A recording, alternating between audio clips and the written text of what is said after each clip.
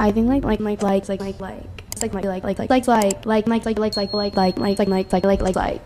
you like.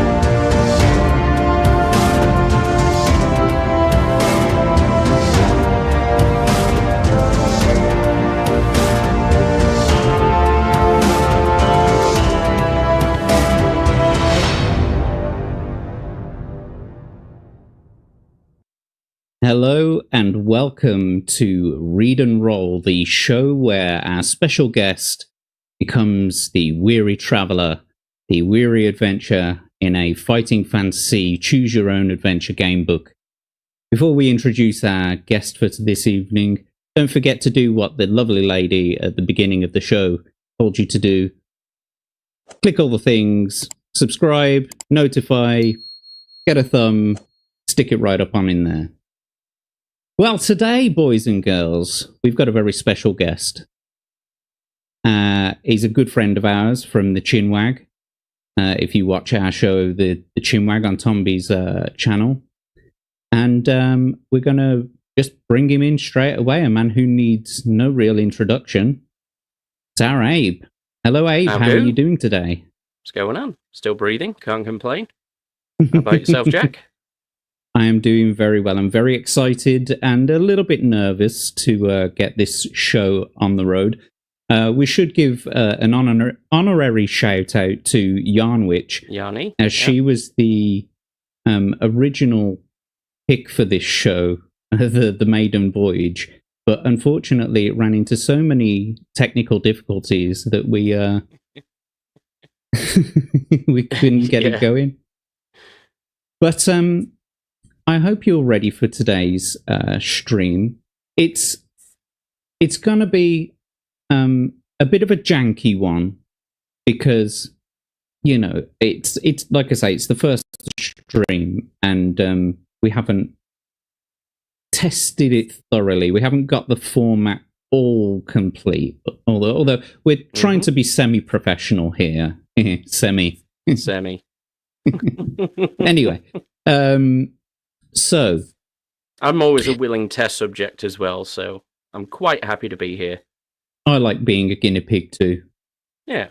I should preface before we begin that this stream is not endorsed by nor affiliated with Fighting Fantasy or Steve Jackson or Ian Livingston. So we are in no way affiliated with those, but it's more like an homage to them. So at the moment, we've got two books to choose from. The first is The Vault of the Vampire, and the second is House of Hell. And although you did tell me what your choice was before the stream, if you wouldn't mind telling the audience what is your choice for this evening. I'm going to go for the House of Hell. A very good choice. Yeah. And so we're going to get into it almost pretty much straight away. And if I do this, there we go. Got you down the bottom, me on top, the way it should be. Have you got your dice roller up? I do indeed. Could you give it a test roll? Roll us 2 d6s, please.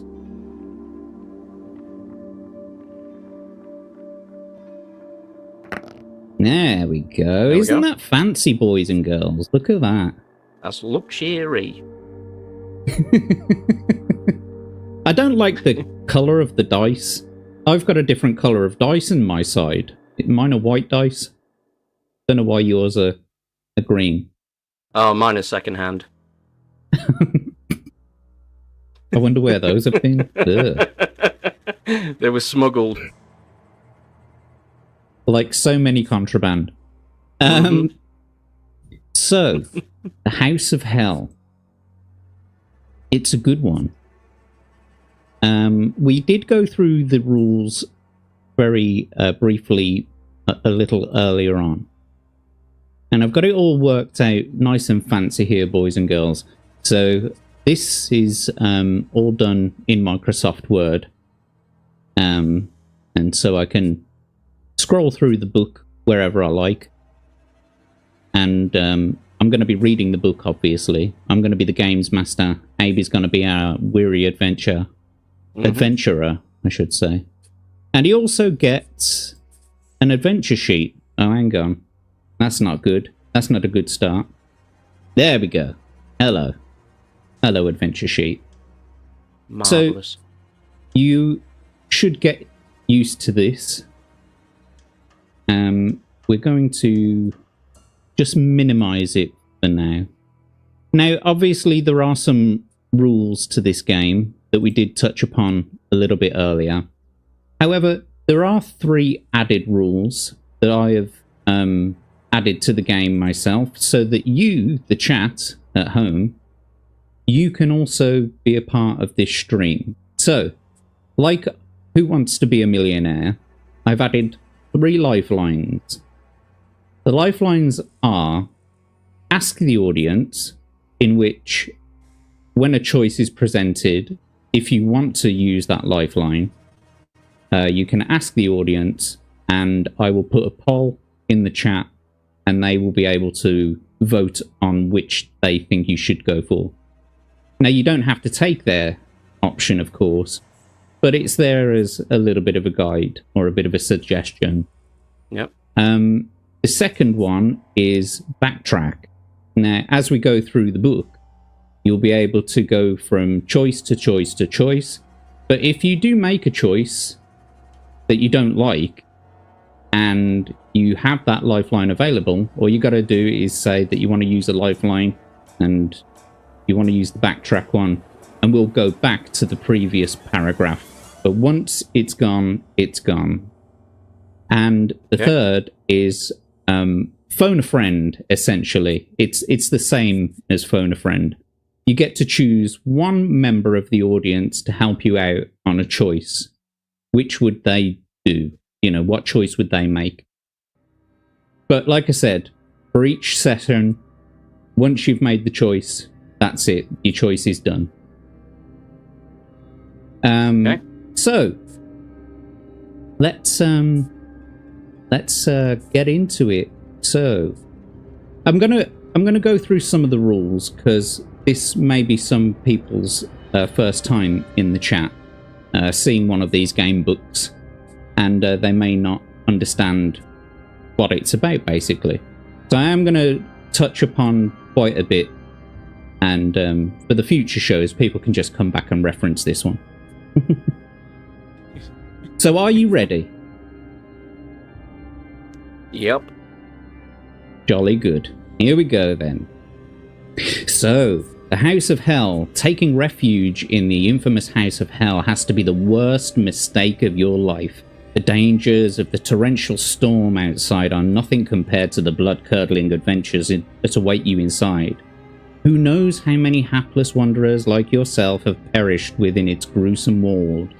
But be warned, tonight is going to be a night. Remember. How to survive the House of Hell. The House of Hell is a little different from previous fighting fantasy games. You start your adventure unarmed, with no provisions or potions, and you have to avoid being frightened to death. Before embarking on your adventure, you must first determine your own strengths and weaknesses. To see how brave, lucky, and resourceful you are, you must use the dice to determine your initial skill, stamina, and luck scores. On the following pages, there is an adventure sheet. Well, we've got that there. in the Dewberry Firkin. And we'll be able to record your scores on there. Not mine. No, it's your game, not mine. You are advised. Oh no, I didn't bring a pencil. Oh no! You are advised to either record your scores on the adventure sheet in pencil or make copies of the page. We don't need to do that. So, skill, stamina, and luck. Right, so we're going to be doing this in a second. Roll 1 die, add 6 to this number, and enter the total to the skill box on the adventure sheet. This is your initial skill score. In the adventure, your starting skill is less because you are unarmed, but you will have the opportunity to arm yourself, and we'll take a look at the weapons section in a second. Roll both dice, add 12 to the number, and this is the total stamina. There is also a luck box. Roll 1 die, add 6 to this number, and enter the total in the luck box. For reasons that will be explained, skill, stamina, and luck scores change constantly during an adventure. You must keep an accurate record of these scores. I'll be doing all that for you, don't worry. Yeah.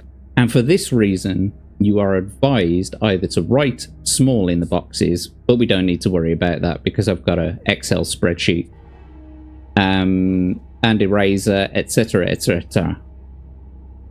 Although you may be awarded additional skill, stamina, and luck points, these totals may never exceed your initial scores, except on very rare occasions where you will be instructed on a particular page. Your skill score reflects your general fighting expertise. The higher, the better. Your stamina score reflects your general constitution, your will to survive, your determination and courage. The higher your stamina score, the longer you will have to survive. Your luck score indicates how naturally lucky a person you are. Luck and evil are facts of life in the devilish domain you are about to explore. You will often come across pages in the book which instruct you to fight ghosts, ghouls, men, and beasts. An option to flee may be given, but if you choose to attack the creature anyway, you must resolve the battle as described below. Now, we went through this a little bit earlier, didn't we? Yeah. In the test session. And so just for the audience at home, I'm going to still read through it. Yep. So you have to roll both dice once for the creature and add its skill score. The total is the creature's attack strength. Roll both dice for yourself and add the number rolled to your skill score. This is your total attack strength. You'll have to excuse me, boys and girls at home, as well, because I can actually hear myself and there's nothing I can do about it. So I'm speech jamming myself, so I'm having a hard time reading and speaking at the same time. If your attack strength is higher than that of the creature, you have wounded it, and then you proceed to step 4. If the creature's attack strength is higher than yours, it has wounded you. Proceed to step 5. If both attack strengths are if both attack strengths totals are the same, you have avoided each other's blows and you start the next attack round. In step 4, if you have wounded the creature, you have to subtract 2 points from its stamina score. You may use luck to add additional damage. The creature, in step 5, the creature has wounded you, so subtract 2 points from your own stamina score. Again, you may use luck at this stage. Make the appropriate adjustments to either the creature's score or your score, and if you use luck, to the luck score. And then we begin the next attack round by returning to your current by returning to your current skill score and repeating steps 1 to 6. This sequence continues until the stamina of either you or the creature has reduced to 0. Now, one of the more unusual features about this game, which is not in other game books, is the fear score. As well as surviving the adventure by ensuring your stamina never drops to 0, in the House of Hell you must also avoid being frightened to death. Before you begin your adventure, roll 1 die and add 6 to its result. This total will give you the maximum fear score you can bear. Your fear score is the number of points you can take before being frightened to death. During your adventure, you will come across situations where you must, for example, add 1 or 2, etc. fear points. Your fear starts at 0 and you must add fear points as instructed by the text. If your fear score reaches the maximum, as rolled initially, then you are frightened to death and you must end your adventure. Note that the fear works in the opposite way to the normal skill, stamina and luck scores.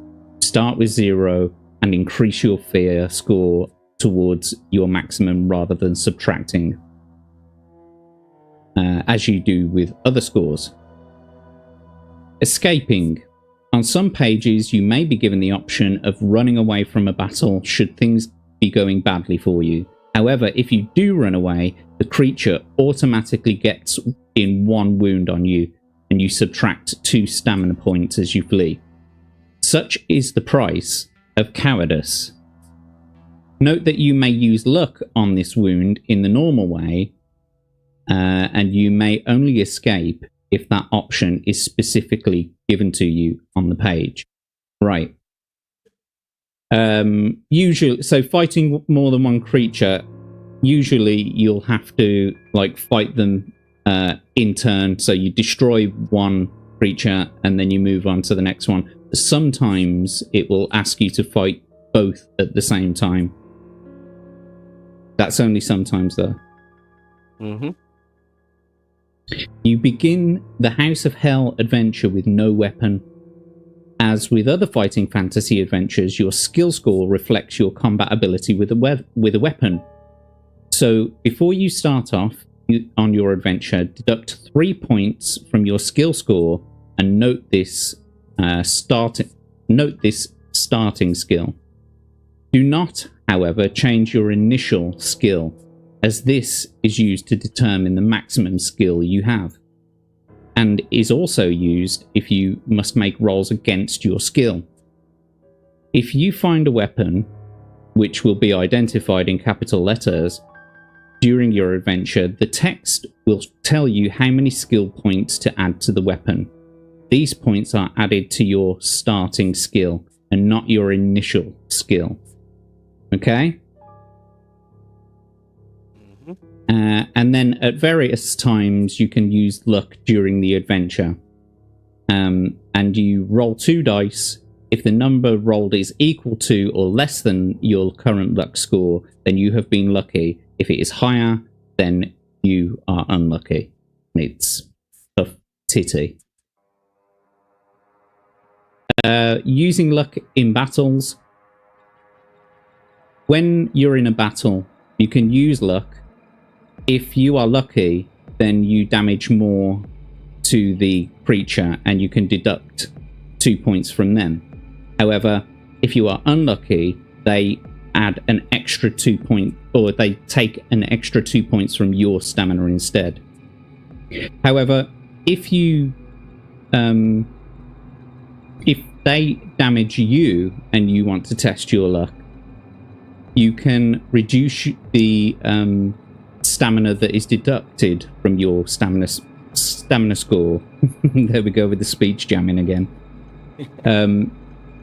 And you can reduce it by 1. Where were we?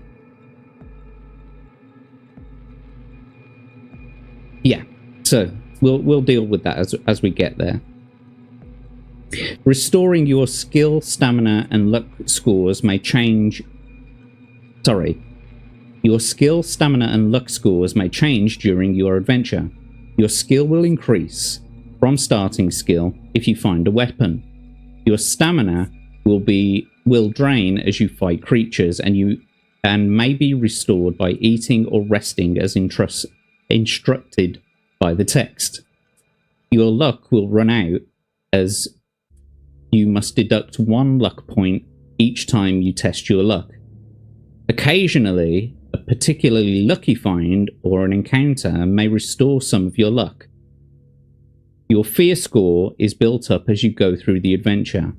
Each time you get frightened, you will add your fear score.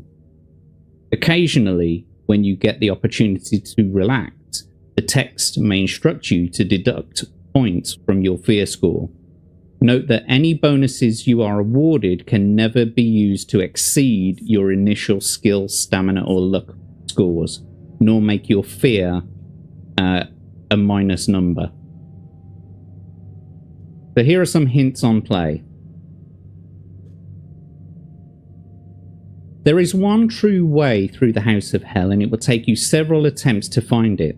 Make notes and draw a map as you explore. Maybe I should have told you that before we started the stream. Make notes, get a pen and some paper. Nah, we'll do it live. We'll do it live. Oh yeah, usually I have blurps enabled on the stream, but there is absolutely no way that I was going to be able to have blurps on the stream. So I'm sorry, Legatus. I know you wanted them, but it's tough today.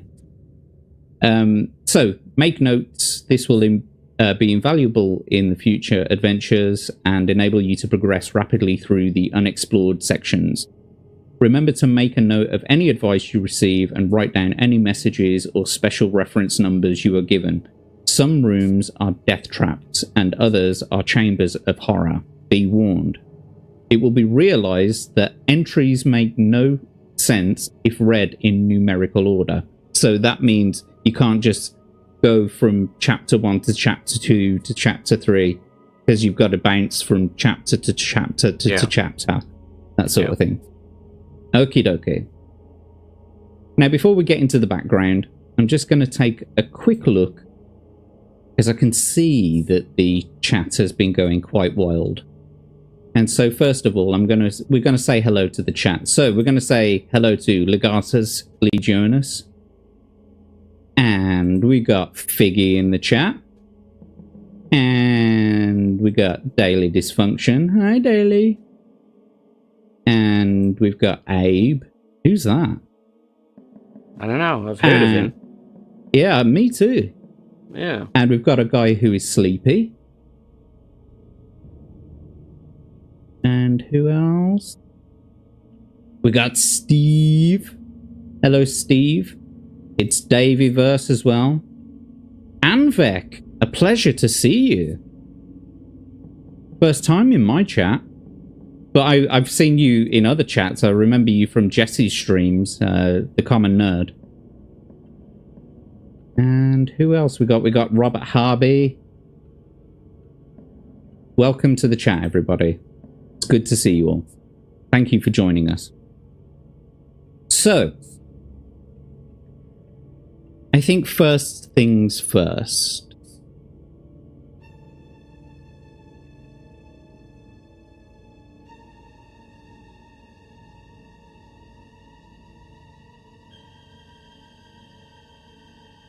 Okie dokie. So, Abe, are you ready to start your adventure? I am. Excellent. So, first things first, we're going to do your initial skill. So I need you to roll 1d6, please. That's a 3, so add 6 to that. We'll give you 9 points. So that's your initial skill. Now, can you roll 2d6, please? 12 plus 12, 24. That's even better than the test. Nice. That's like Yeah. top score. Yeah. Sweet. Excellent. You can't get better than that. So now 1d6 for your luck, please. 3 plus 6, that's 9. And we need to do 1d6 for your fear score. 4 plus 3, that's 7. There we go. It's not bad. Not bad. It's not bad. However,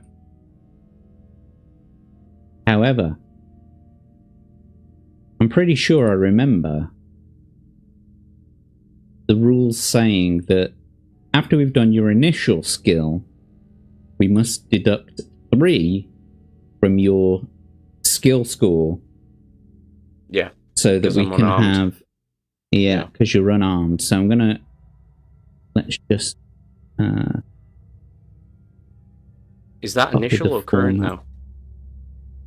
So this is your current... That's what... sorry, it's your starting skill. So we'll just say... I forgot to add this in. We'll put that there. Use the format painter to... There we go. It looks fancy now, doesn't it? There we go. That's your starting skill. So we'll just add all of these in here as well, because these are your actual current scores. And the fear one is 0, because that's where you start. You start with... Ooh, Robert Harby subscribed. Thank you, Robert. Pleasure to see you. Excellent. Nice to see you, Rob. As it said, you start with no equipment, nothing, or anything like that. We can put some notes in here for you. There's no problem with that. When was you going to say something? No. Okay. Let's have a see, because I kind of feel like you're a little bit quiet. Yeah.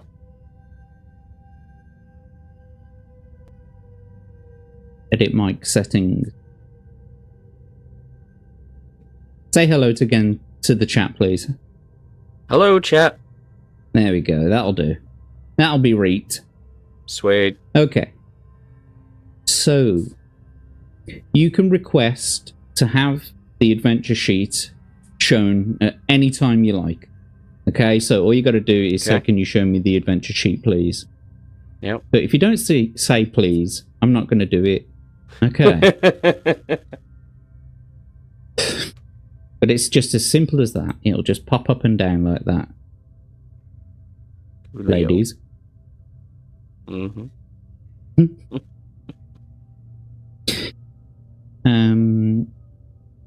Now, it's up to you. We can have the roll logs on or off. We don't have to have the roll log there. It's just to, help you with what the last score was. We can take it off for now, I guess. Okie dokie. Right then. Guess we better get into the House of Hell. Are you ready, Let's do it. Let's do it. Excellent. Let's do this. Oh, hang on. I just wet me whistle first.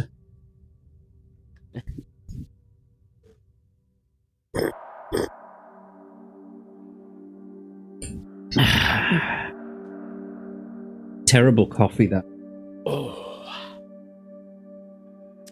Luxury. So, have you been for a wee and everything? You're able to sit here for 2 hours or an hour and a half now and not go for a piss? I might have to pop out for a second at some point, but... That's okay. Just let me know if you need to stop at any time and we can stop and I'll keep the chat occupied. Right then. So, the background. The rain spatters the windscreen relentlessly. You can see no more than a watery gloom as you strain forwards over the steering wheel to see the road ahead. Although the wipers flap valiantly, they are fighting a losing battle as the rain drives harder and harder. Your foot eases off the accelerator. The headlights struggle to light the the road ahead. Damn, you curse. The white-haired old man who sent you off along this bumpy track. Probably he meant the second turn on the left. Or even the right turning. The old fool. Perhaps this is his idea of a joke. After all, didn't you notice his mischievous glint in his eye? It's kind of like me, really. Something vaguely sinister. But what sort of nonsense is this? So you've taken a wrong turn and got caught in a downpour at night. The rain will ease off soon. It can't possibly keep up this deluge for long, and you'll be able to... Watch out!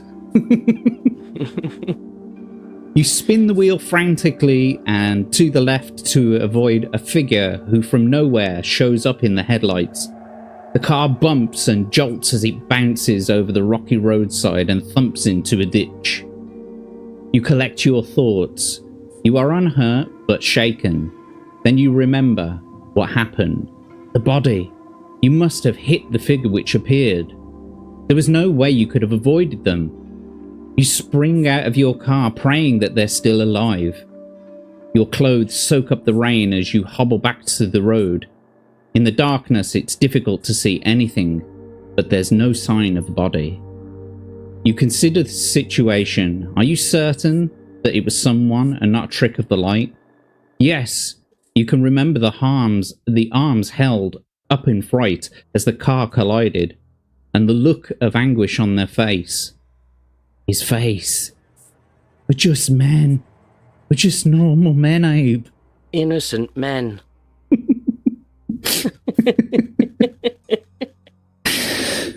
There was something familiar about that face. A man you recognized, an old man with white hair. Your heart leaps. No, impossible. With a shiver of fear, you race back to the car, jump inside, force the key into the ignition, just jam it right in there and twist it violently, ladies. Mm-hmm. The starter coughs and splutters and dies. You hit the key again, but this time a single shudder is all the engine can manage. You grasp the wheel with your hands and shake it desperately as if it was a British nanny. As if to force some life into the car. But the battery is dead. Your car is certainly not budging from the ditch tonight. Your situation is hopeless. But now the plight of your car is paramount. Where can you get help? You passed a garage at Mingleford, but that was some 20 miles away. As if in answer, a light appears in the distance. Someone has switched on a bedroom light. What a stroke of luck! It was at least 15 miles back that you passed the last house. You happened to have a broken down just a short distance from someone's home. You button up your coat and open the door. From outside the car, you can see the building more clearly. Just ahead, on the left, a drive winds up to a large house. It's a good 5 minutes walk away, and by the time you reach it, you will be drenched. But how else can you call a garage?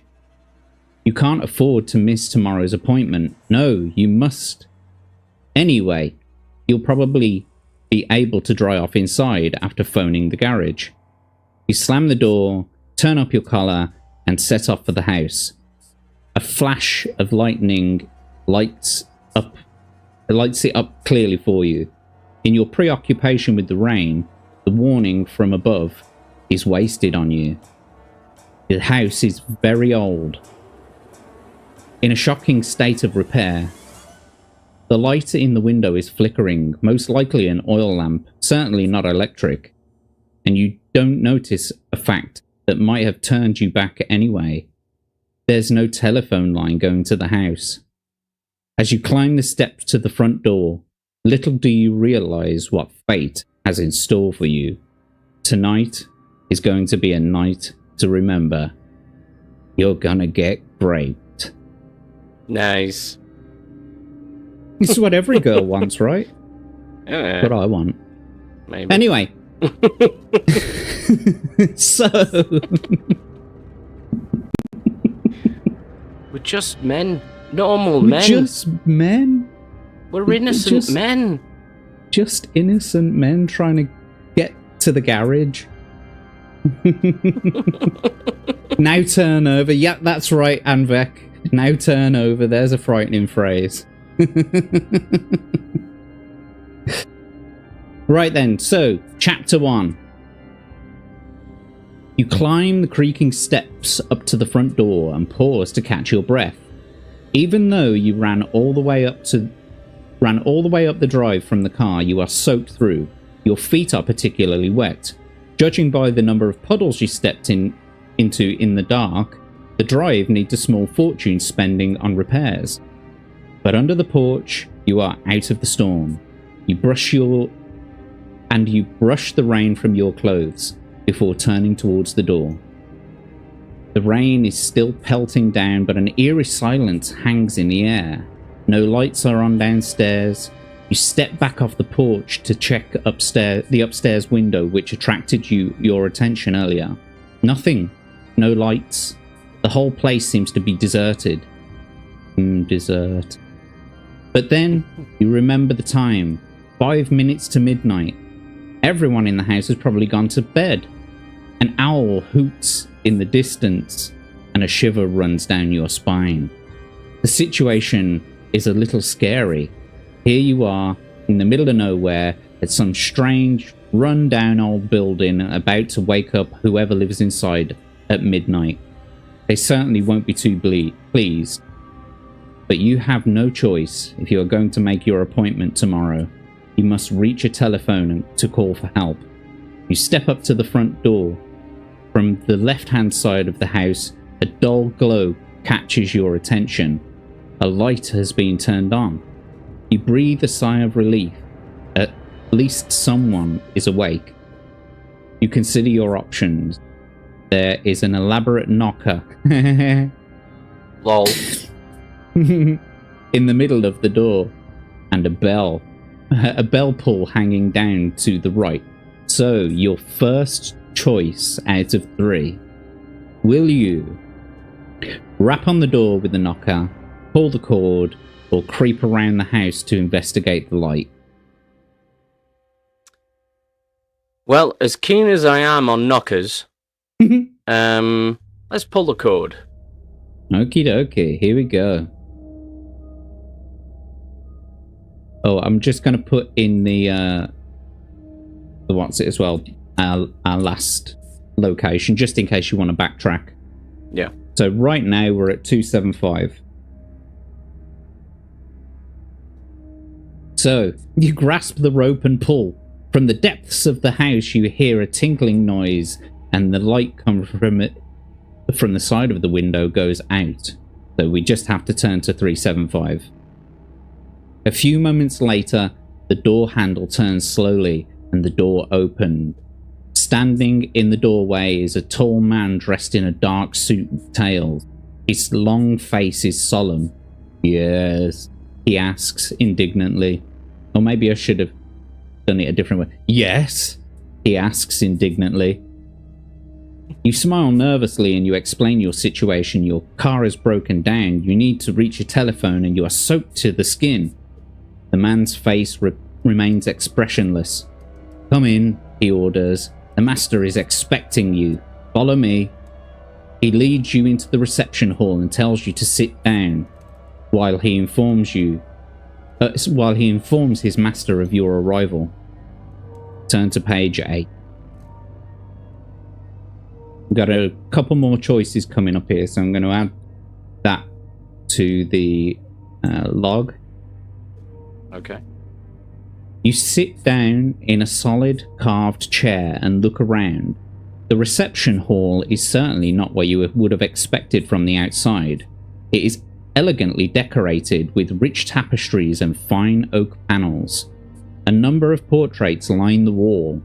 A sturdy 16th century table is set against one wall. Will you wait for your host to arrive, study the paintings, or hunt for a telephone? I think I'm going to study the paintings. Interesting choice. Right. Study the paintings. Turn to 304.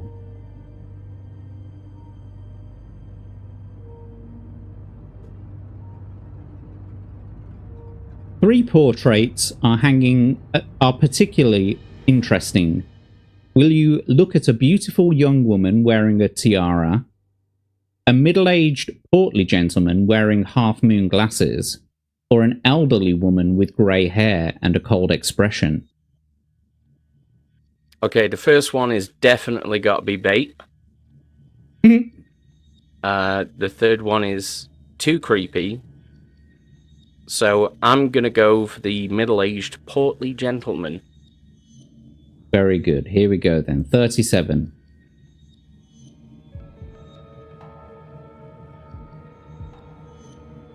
You study the portrait of the Duke of Brewster, 1763 to 1828. A rather elegant sort of chap, you think, as you stare at him. But suddenly you jump back. You could swear his eyes were moving. A moment later, your suspicions are confirmed. His eyes are definitely moving, directing your attention towards one of the doors in the hall. What is happening? Your car breaks down and suddenly you are in an elegantly decorated derelict house with moving portraits. Will you sit back in the chair and wait for your host to return, or try the handle on the door that the portrait is looking at? You may, if you wish, look at another painting. Now, I just want to remind you, at any point, you can ask me to bring up the adventure sheet and I will add notes to that if you want me to add notes to that. Mm-hmm.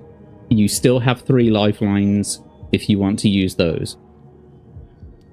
I mean, the place kind of sounds like Hogwarts right now. I'm going to look at another painting. Are you sure? I am sure. That's your final answer? That's my final answer. Who wants to be a millionaire?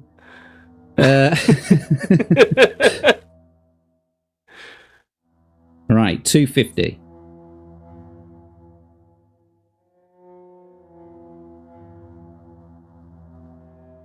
You step up to a portrait of the Duchess of Brewster, 1777 to 1845. She looks a stern old woman with an icy stare, a lady of nobility, no mistake. But as you stare, her image seems to shimmer. You blink and try to look away, but you cannot. Within the shimmering face, you can see small movements, and your jaw drops as the portrait's eyes turn towards you. Add 1 fear point for the fright. Oh, bugger. Oh no. Oh no. Oh no. Oh no. I'm slightly concerned.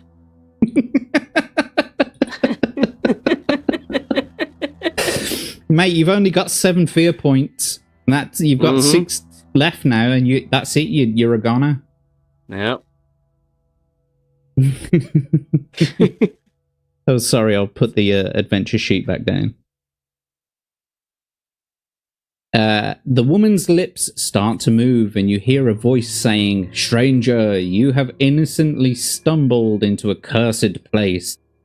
Would that I could bid you escape, but alas, you cannot. There is evil and suffering within these walls, and you may only escape by destroying it. But that is almost impossible. I can tell you this, though. You have an ally close by who may be able to help. This man is dressed in a grey robe. If you can find him, you may together free this house from the evil that controls it." With these words, the shimmering stops. You rub your eyes and look again. The painting is still. Turn to 277. So, would you like to add anything to the adventure sheet? Nope. Okie dokie. I'm looking for a bloke in a grey robe. Let's roll. Footsteps! Someone is coming! The tall man you met earlier walks in, opening the door for another tall man dressed in a purple smoking jacket. May I present Lord Kelnor, the Earl of Druma, the butler announces. The Earl holds out his hand and you shake it. His grip is strong and his eyes pierce yours. His lips widen to a soft smile. You begin to tell him of your predicament, but he holds up his hand. Please! I can see that you have been caught in this filthy storm. Let us sit by the fire and we will see whether we can help. Franklins, tell the cook to prepare some food for our visitor. You protest that you do not wish to be any trouble, but your host ignores you and leads you into the drawing room, where a fire is burning. You take off your coat and sit down. The heat of the fire makes you feel comfortable once more. Franklin's returns with 2 glasses of brandy. Will you relax, drink the brandy and ask if you can use the telephone, turn to 394, or will you wait to see what he has... or will you wait to see what he asks you? Well, I'm 90% sure that drink's gonna be roofied, so I'm gonna wait to see what he asks me. Excellent choice. Your host is a little annoyed by your nervousness. Come, he says, there's no need to be afraid. Has your little accident caused you to lose your nerve? Drink your brandy. You'll soon forget your fears. As you watch him, your mind begins to play tricks on you. Is his expression one of genuine concern for your welfare, or is there a hint of something secretive in his eyes and smile? You shiver, and your fear of the situation is evident. Add 1 fear point. A short while later, Franklin appears. Oh no, I should do that now, actually. Add 1 more fear point. Oh no, You're going to be dead before you know it. I'm slightly vexed now. You're tuttling.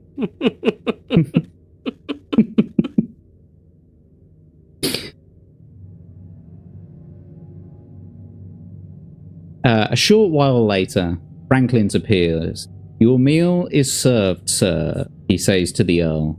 You both rise and go into the dining room. Turn to 309. The dining room looks magnificent. A long table stretches between 2 fine chairs and is laid with gleaming silver... That's not right. Silver... Live editing. Live editing. Silver cutlery. A rich red wallpaper covers the walls and the room is lit by a sparkling chandelier bristling with candles which hangs on the ceiling. Because that's the usual place for chandeliers. Fuck's sake. Oh yeah. Yeah. You're not going to find him on the floor, are you? Well, unless you're Del Boy. Well, there is that That's one a British episode. joke. Yeah. You take your seat and the butler moves behind you to offer you wine. Will you take the wine, or the white wine, turn to 269, giggity, or the red wine, turn to 395?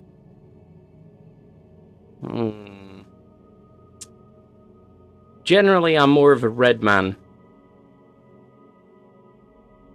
But so is that your choice? That could be anything. It'd be nice if I could observe the viscosity of the liquid first. Well, I hate to tell you, mate, but they don't provide that detail here, so you've got what you've got on the page. It's terrible, isn't it? Forcing people to rely on their imaginations. Yeah, I'm going to take the red. Don't forget, you've still got 3 lifelines. You can ask the audience, you can backtrack. Well, there's no point in really backtracking to the last one, because it was one choice. But nevertheless, so you're going to take the red? I'll take the red. Okie dokie. Yeah. I just wanted to make sure it added it to the adventure sheet. Hang on. Not adventure. Yeah, the adventure sheet. 395. Lovely. Okay.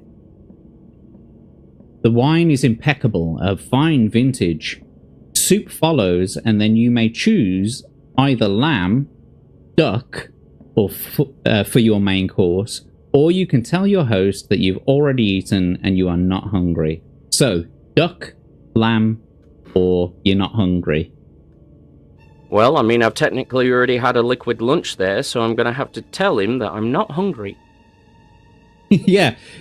Thanks for the hospitality and getting your butler to, make a meal in the middle of the night. I know I didn't ask for it, but, I'm going to have to turn it down. So is that what you're going for? You're not hungry? Let's ask the audience. Oh, lovely. Fantastic. Right then. Let's give it a go. So, we're going to start a poll in the... What's it? Oh, hang on. What's up with YouTube? Like... Oh, add option. How do I change options? Oh, okay, there we go. Duck. Lamb. Or no, thank you. Right. Start your voting now, folks. This should be interesting. Oh, actually, I've got a sound for that, haven't I? Hang on. Wait for it. Yeah, listen. Banger. There we go. Nice.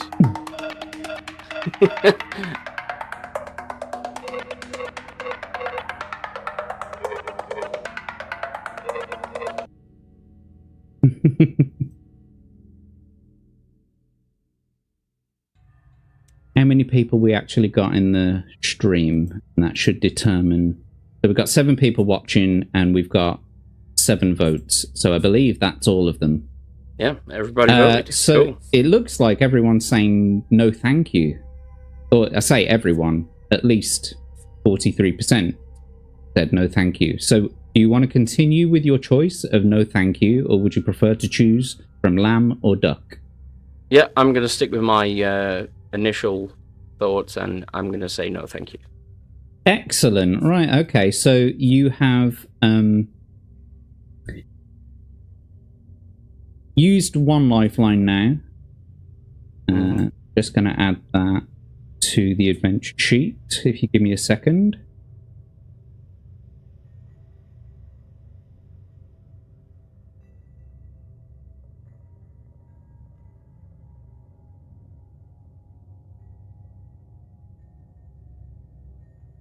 Okie dokie.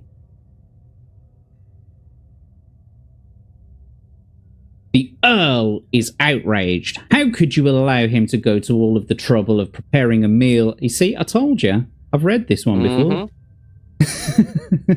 How could you allow him to go to the trouble of preparing a meal and then refuse to eat it? Will you apologize to him and take the duck? Or will you have the lamb? Or will you apologize for the inconvenience, yet still refuse to eat?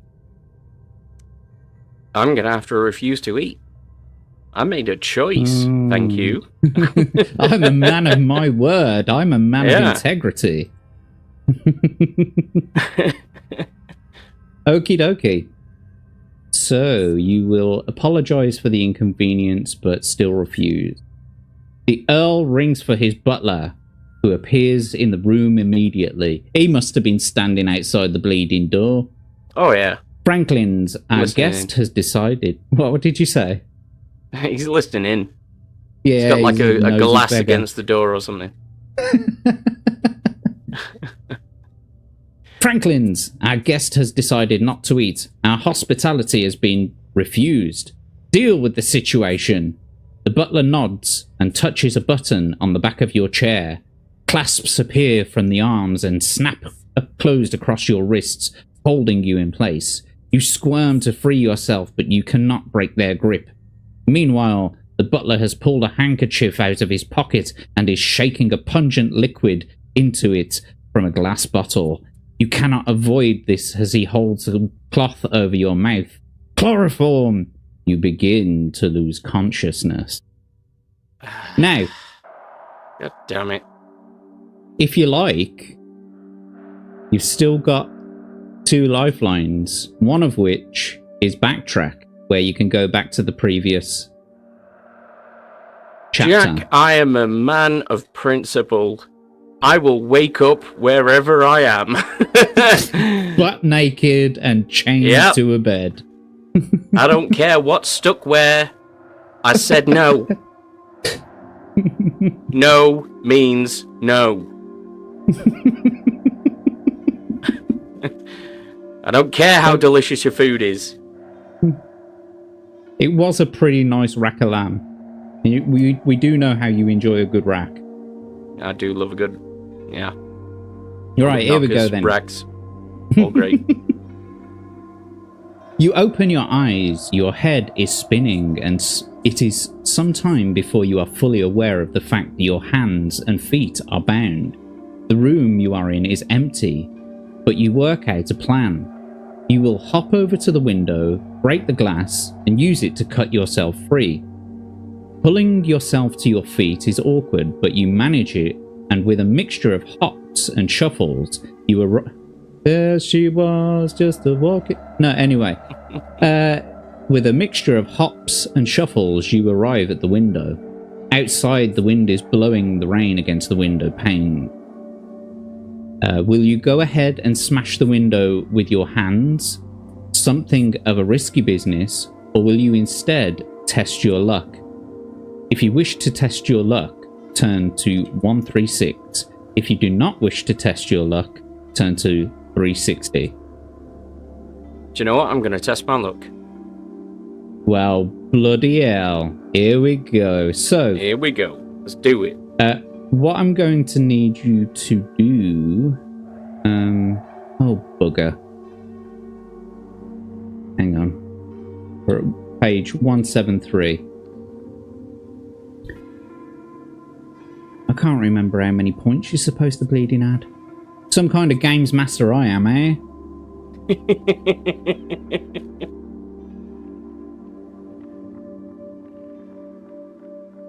Ah, yes, so rolling 2 dice.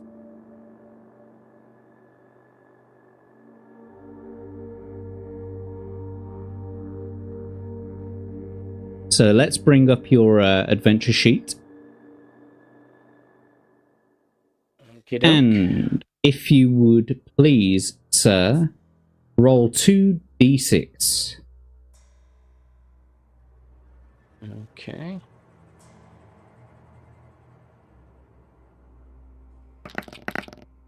A 5 and a 2, that equals 7, which means you are lucky. So, marvelous. We will deduct 1 luck point from your current luck. There we go, you've got 8 now. So next time when you roll for luck, it will have to be lower than 8. Okay? Yeah. So you wish to test your luck, and we go to 136. Were you lucky or unlucky? If you were lucky, you will manage to escape the splintering glass without harm. If you were unlucky, you lose 2 stamina points. Turn now to 317. So you probably don't have to put deduct the adventure sheet my away. apologies. Yeah. My apologies. I'm new at this. I'm a virgin. Hey. Streaming. Just an innocent man. I'm just an innocent man, Abe. Just a normal man. So we don't have to deduct 2 stamina points, and we will turn to page 13317. You cut yourself free and massage your wrists to get the circulation moving again. They must have been tight. Oh yeah, that's how I like it. Then you walk over to the door and try it. It is not locked. You try the handle, open it a little, and look outside. Your room is on a first floor landing. Facing the door is a balustrade, and looking over the banisters, you can see the entrance hall below. To your left, there are 2 doors in the corner of the landing, which runs along to the right. If you wish to go that way, turn to 287. Looking to your right, the landing runs past another door and turns up to the left. To go that way, turn to 33. So which would you like to do? You can either go to your left. There are 2 doors in the corner of the landing which run along to the right. Or you can go to your right and the landing runs past another door and then turns to the left. Let's go to the left where the 2 doors are. Okie dokie. Just going to enter that paragraph in case you want to go back. Okie dokie, here we go. You walk up to the 2 doors in the corner of the balcony. The one on your left is named Balthus, and the one in front of you has no name. If you wish to enter the Balthus room, turn to 299. If you would rather go through the other door, turn to 86. If you choose to ignore these doors and continue round the landing, turn to 193.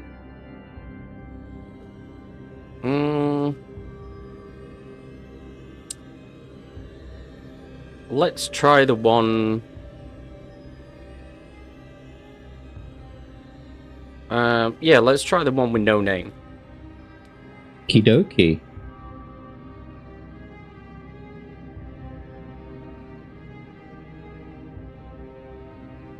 The door opens into a narrow passageway which ends at a window. There is a door halfway along the left-hand side, and a sign on the door identifies it as the Diabolus room. If you wish to try this door, turn to 13. If you wish to investigate the window instead, turn to 110. If you are not keen to do either and would prefer to go back through the door and continue along the landing, turn to 193. So, would you... Let's have a look at the window. Okie dokie. Enter that in there, 86. I'd like to actually get a more automated way of doing this, but I was working on some software to try and track it, because there's no... I looked online and there's nothing to deal with this kind of thing, you know, like tracking the numbers and all that kind of stuff. So I was trying to write my own thing, but for now, like I said, it's going to be janky. Yeah. So, investigate the window, yeah? Yep. Curtains are drawn across the window, and you approach cautiously.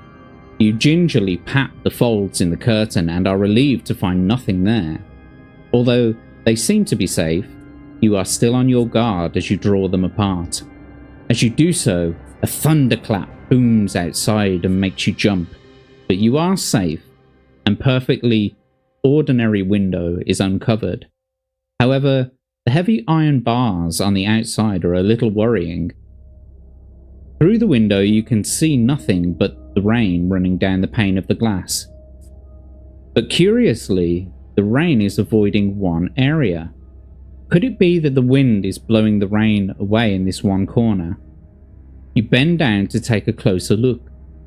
Written in the condensation, which has formed on the glass, is a message. You read the words, Mordana in Abdon.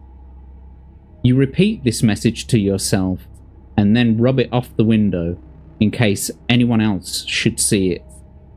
This message may be useful to you, and you will realize when it is. If later in your adventure you want to use this message, turn to reference 88. Do not turn there now, but just make a note of Mordana in Abdon and the reference 88. Now you must head back to the landing and turn left. So, would you like me to add that to the adventure sheet? Yeah, sure. Okay.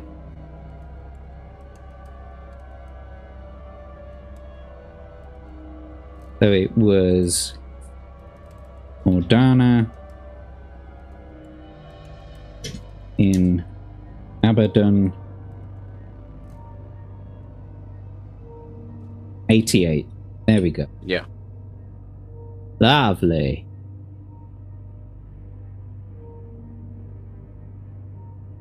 Okay. Okie dokie. You're doing well so far, Abe. I gotta admit, you are really doing well so far. And it's my first time too.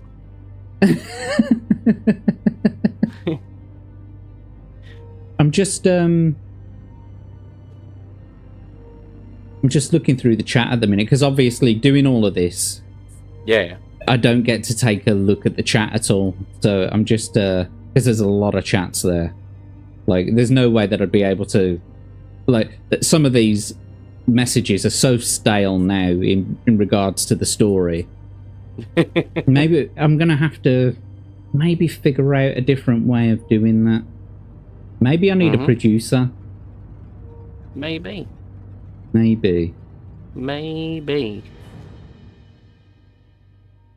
But it's nice to see Crimson Shadow in the chat as well. And Atom Grey, pleasure to see you both here. And Ryo, thank you for joining us. Who else we got here? Everyone else I've already said hello to. First time and got chloroformed. Classic Jack. Anvek knows me. Yep. Gotta see if Abe survives. Most definitely. I am very surprised so far at how well you're doing. Anyway. It's probably just because I'm a naturally paranoid person, so... it's like I wouldn't... In real life, I wouldn't even bother approaching his house. I'd just think, 20 miles, that's like a 3 to 4 hour walk. I'll just walk. I don't want to talk to people. Yeah. Garage? Stuff that means having to get out the car and do stuff. Yeah. Put petrol in. No way. Right, let's go. Let's continue the journey. A short distance further on, you come to the top of the main staircase which leads downwards. Immediately opposite the staircase is an unmarked door. Do you wish to go downstairs, try the unmarked door, or will you continue round the landing? I think I'm going to try the unmarked door. Do you remember what happened the last time? You did pretty well, actually. No, I was thinking of I was thinking about when you got chloroformed and nearly graped. Well, there's no saying that you didn't. That's just because I was so ungrateful for the food they provided. Okie dokie. So you want to try the unmarked door, is that correct? Yeah. Okie dokie, here we go. You step into a small storeroom and close the door behind you. There are shelves on the left and on the left and right walls, on which various household objects are stored. In front of you, in the wall facing the door, is another door. What do you want to do? Will you search through the things on the shelves, try the opposite door, or return to the landing? Search the shelves. Jolly good. Various items of crockery, cutlery, and food are kept in the storeroom, including a sharp meat knife, which you might like to hide under your coat and use as a weapon. In the future, this sharp knife will allow you to add 3 skill points in a fight. On one shelf, you find several cloves of garlic, which you may also take. There is also an unlabeled bottle of white liquid on another shelf. White liquid? A bottle of white liquid? Anyway, do you want to take the knife? I'll take the knife, yes. Okie dokie. I'm just going to add that to your adventure sheet. Would you like to take the garlic as well? Yes.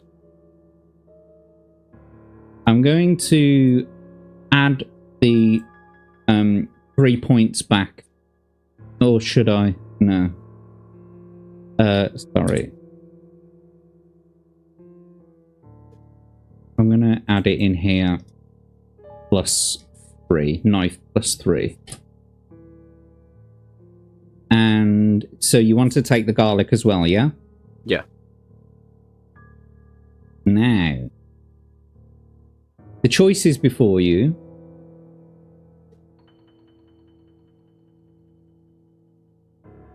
If you would wish to drink the liquid, turn to 362. If you would prefer to ignore the liquid and try the door at the back of the storeroom, turn to 255. Your only other alternative is to leave by the door you entered and return to the landing, turn to 233.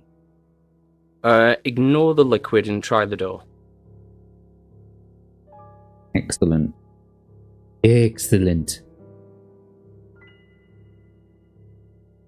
You step out of the storeroom onto a hallway. To your left, the hallway ends at a door which leads to the Shaitan room. If you wish to try the door, turn to 200. Almost opposite is the Mammon room, which you may enter by turning to 123. Or if you are not interested in either of these, then you can go back to the landing through the storeroom.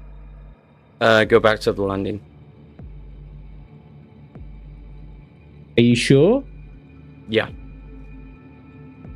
It could be beneficial to you to go through one of those doors. But you wish to go back to the landing. Yeah, I'm not walking into any rooms that are named after demons. Well, yeah, but I mean, just because it's got a demon's name on the door doesn't mean that there's like evil inside, surely. I mean, the Shaitan room. Shaitan is literally the Arabic word for Satan. I'm out. What about the Mammon room? What demon is that? A silly one who sounds like somewhere between Gammon. Mammary and Mammoth, or Gammon. It's a pig's silly nipple. demon. Yeah. Damn Right, so silly you're going demons. back. You're going back to the landing through the Let's storeroom. go back to yeah? the landing. Yeah. Just want to make sure that I've written that in the adventure sheet. Okay. A few steps past the unmarked door is another door that is unmarked. If you wish to try this one, turn to 98. If you wish to ignore that one and go on, turn to 374. So, two choices. Well, I think we've clearly established by now I've got a thing for unmarked doors. So, let's give that one a go. Okie dokie. 233. Just in case you want to use your one of your 2 remaining lifelines, which is the backtrack. Yep. And you've also got phone a friend, so you can ask anybody in the audience for their opinion. So, unmarked door, here we go. You open the door cautiously at first, but all you can see is darkness, so you swing it wide open. Aye! That's what it says. I'm just reading what it says. Aye! You scream out loud as a body tumbles forward on top of you. The body is that of an old man. Judging by the expression on his face, his death was not a pleasant one. You must add 3 fear points. You panic and run off around the landing. Oh, Abe, what did you do? Oh no! Now I'm mildly concerned and vexed.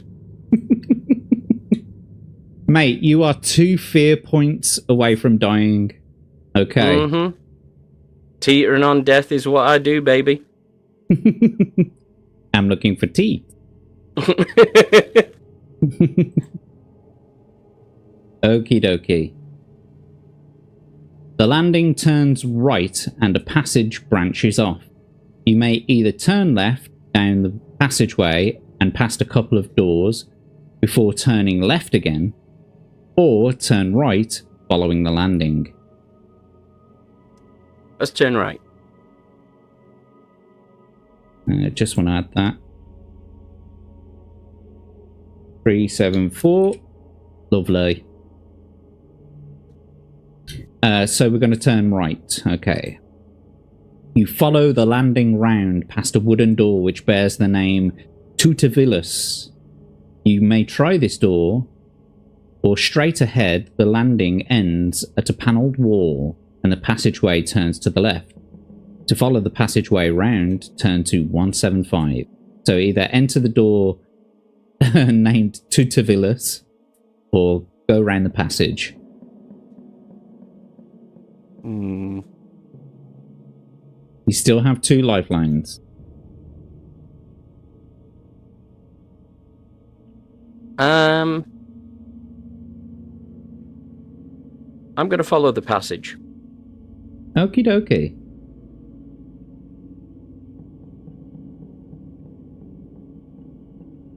Following the passage. The back passage. Okie dokie. You follow the passageway round the corner to the left. 2 doors face each other across the passage, and you may either try the door on the left to the Belial room, or the door on the right to the Abaddon room. Straight ahead, the passageway continues for a few meters before ending at an unmarked door, and we know how you feel about those. So, will you go into the Belial room, the Abaddon room, the unmarked door, or go back downstairs? You know, I've got this little itch for more unmarked doors. Let's give it a go. Don't forget, though, on your adventure sheet, you did add the note of Mordana in Abaddon with the reference of 88.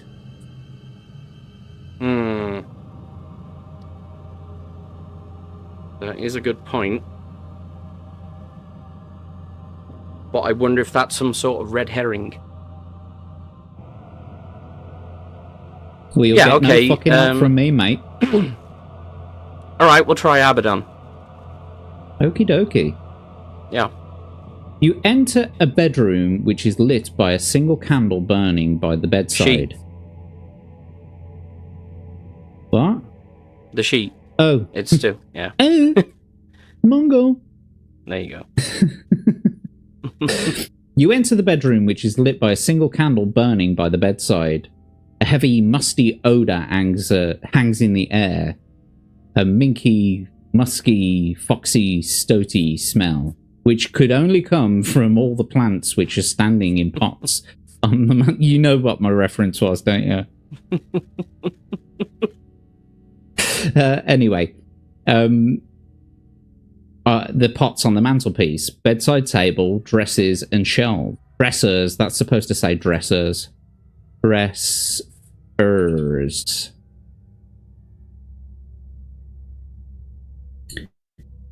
And shelves. Whoever used this room certainly liked plants, but another sight catches your attention and stops you in your tracks. Asleep in the bed is an old woman.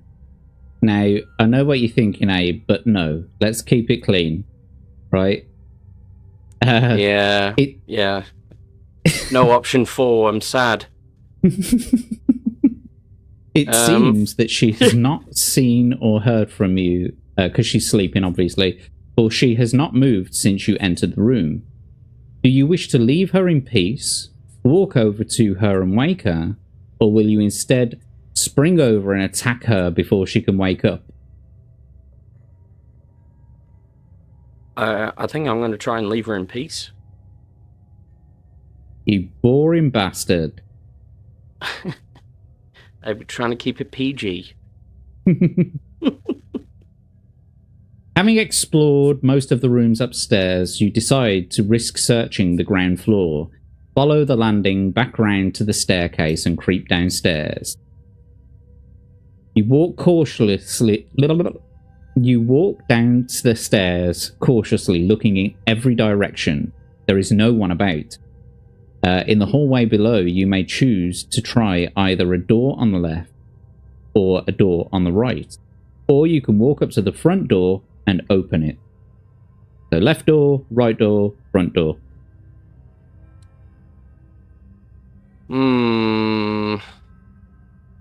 Let's try the front door.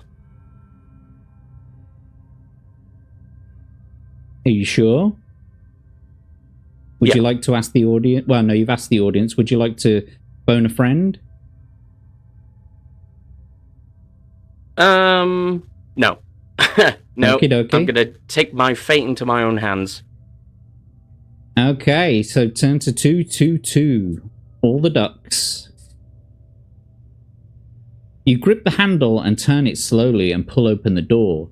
The noise of the storm raging outside becomes louder. You start walking through the doorway, but stop and gasp, your eyes frozen wide. Standing in the doorway before you is a hooded figure, but its face is not human. Instead, the head is that of a goat, and its mouth is red with blood, which is dripping on the ground. Its dead eyes stare vacantly upwards. The sight is terrifying, and you must add 3 fear points. You slam the door in its face and turn around. So first things first. I'm dead. Well, you say that. But I do have a lifeline. You have a lifeline. So yeah, we can either add to this current score and kill you, or you can use your second lifeline and backtrack. Let's backtrack. Let's do it again. Okay, so the last choice was 132.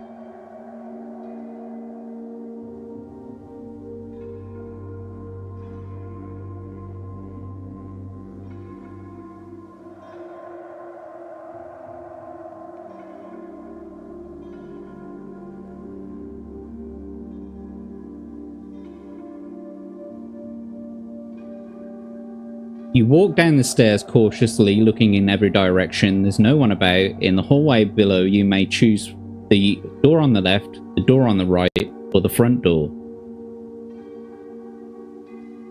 I'll take the door to the left. I'm going to try the front door again.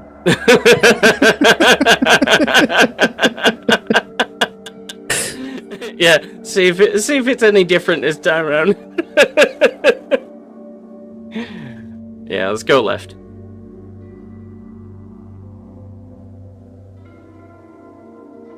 The door opens into a large but cozy drawing room. The dying embers of a warm fire burn in the hearth. Comfortable chairs are arranged around the fireplace. 2 glasses and a decanter stand on a glass-topped table. This sounds a little bit familiar, doesn't it, mate? Mm-hmm. Between the chairs. There are plants in tall stands on either side of the windows, and there is another door next to the one you came in. Do you wish to explore the room further, leave through the other door, or will you have a little tipple from the decanter? Let's explore the room. Okie dokie.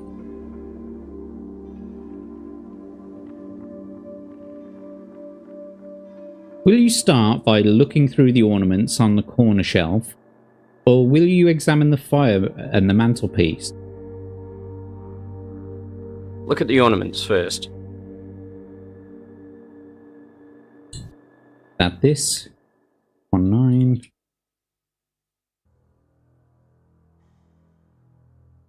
Okay. There are several delicate items of pottery and a few silver pieces on a shelf. One of the silver ornaments is a short dagger. and you may use this if you wish. It is rather too short is rather too short to be a really useful weapon, but nevertheless you may add 2 skill points if you use it in a fight. There is also a silver hip flask. If you have not already done so, you may take this flask and fill it with brandy. Now you may either examine the fireplace or leave the room. So first of all, before you make your choice, would you like to take the knife that adds 2 skill points? Yeah, I'll take the knife and the flask. This is just a home invasion at this point, with me just stealing everybody's stuff. Oh my god. Sorry, I've got a van outside waiting to pick up all the paintings. Boy, I wish, right? Imagine the price you'd get for those paintings. Yeah, at least hey, tree magic fitty. Paintings with what you say? At least tree fitty.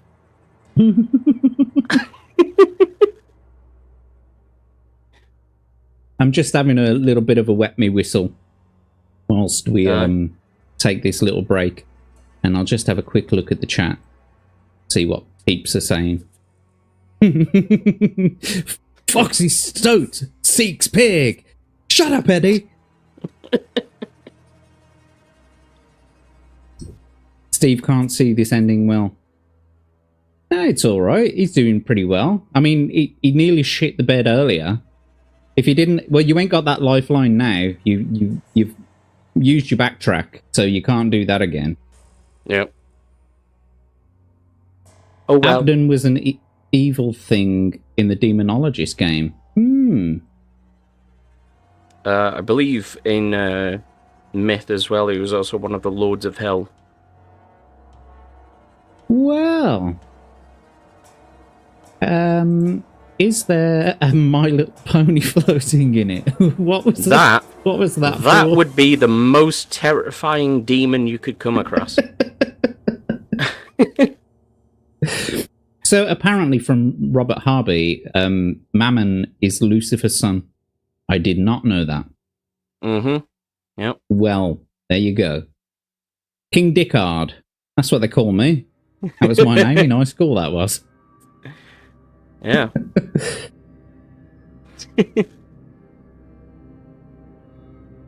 I'm going to have to set the dogs on Chainsaw. On him. Yeah. On him, yeah. Anvek, take care, buddy. Good to see you. Aye. It's a killer goat, the head of doom. Elemental MJ, pleasure to see you. Thanks for joining us. Oh, and don't forget, boys and girls. Where is it? Don't forget to do all the things and the stuff. Subscribe, notify, stick a thumb right up on in there. Stick a thumb up your bum. Have some fun. Yeah. Okie dokie. Let's get back to the game. So you've picked up the hip flask and the knife with 2 skill points. Mm-hmm. And the hip flask is full of brandy, right? Oh, that's correct. Sorry, I should add that.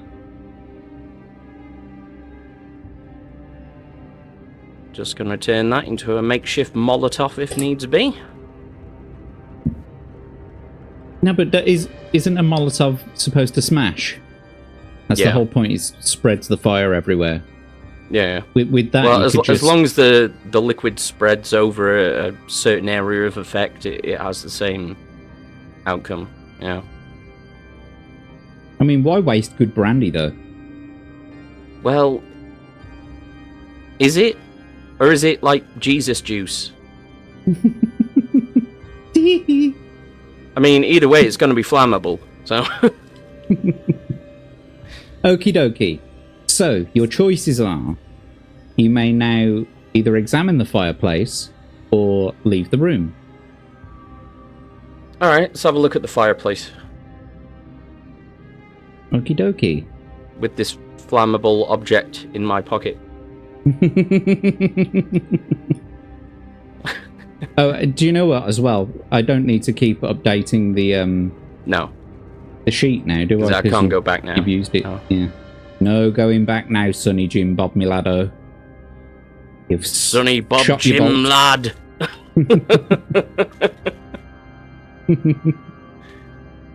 Okie dokie. Let's examine the fireplace. A fine carriage clock sits in the centre of an elaborately carved wooden mantelpiece. A number of letters are jammed in behind the clock, and you reach for them. As you do so, your sleeve catches on one of the carved images in the woodwork, and it moves. You lean forward to examine it. It's a small carved demonic face which can be moved sideways. Do you wish to see what lies behind the wooden face, or will you read through the letters? Well, seeing as I'm seemingly mortal peril, I'm going to stand here and read some letters. Why? Because you're 2 points away from dying. Yeah, I'm just like, I don't care. I'd like some decent reading material before I go. Oh, there's no saying it's going to be decent, mate. Well, here we go then. The letters. That's the adventure. The letters are not particularly interesting. See, told you.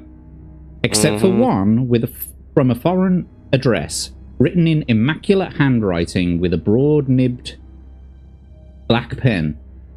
Of course, it's broad-nibbed if it's black. It is addressed. It is addressed to the Earl of Drumer, and appears to warn him of possible dangers.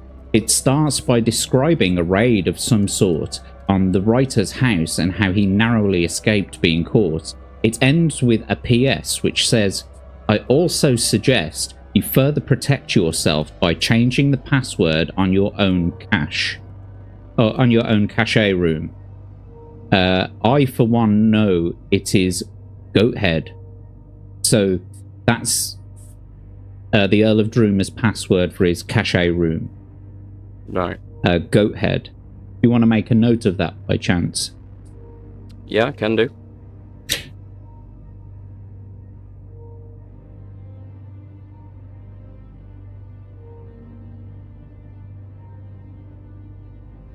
There you go.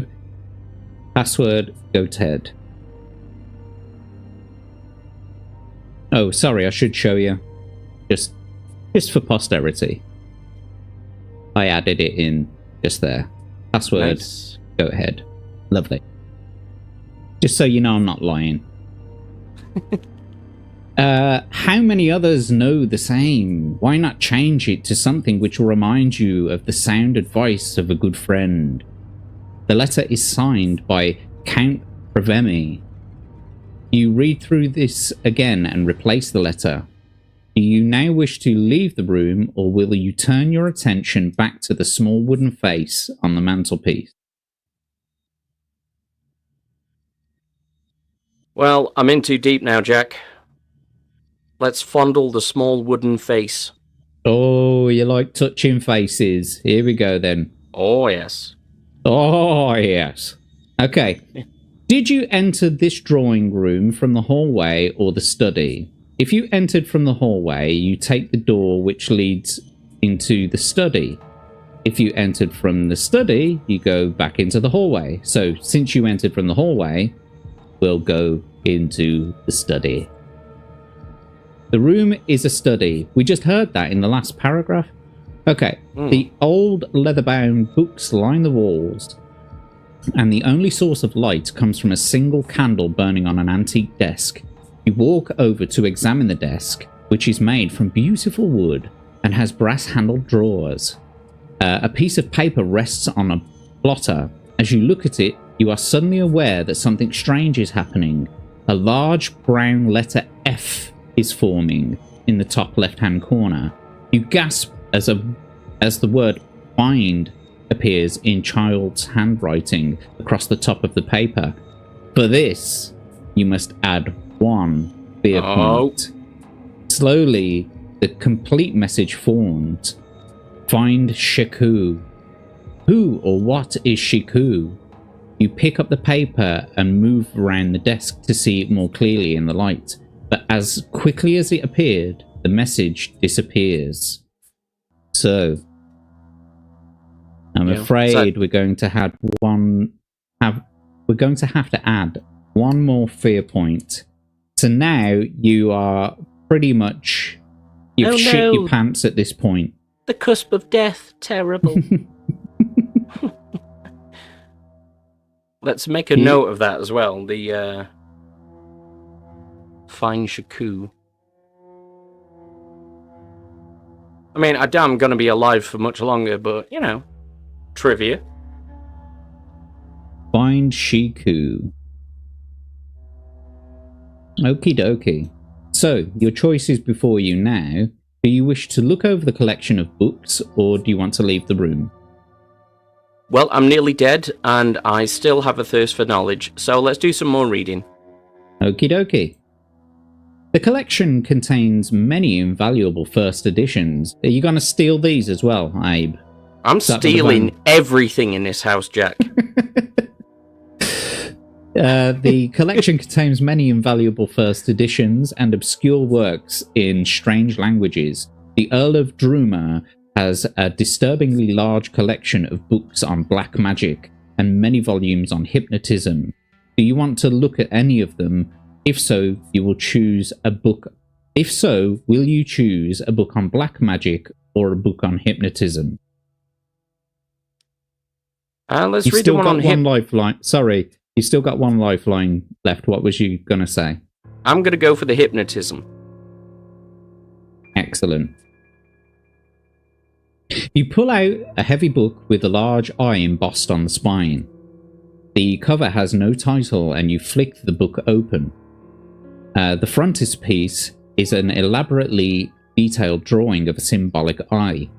You cannot help staring at the illustration, and as you do so, the dark pupil seems to glint as if it was made of glass. Shapes start to appear and faint sounds reach your ears. The sounds are screams of agony. The shapes in the eye are a contorted human face, racked with pain. Oh no! You shiver with fright as you look at the poor wretches, and you add 2 fear points. And I'm afraid, Abby, my baby, you have been scared to death. You have shit your pants, and this is where your adventure ends. Hold on. I have a loophole. Do you indeed? I want to ask someone in the chat if I should be resurrected or not.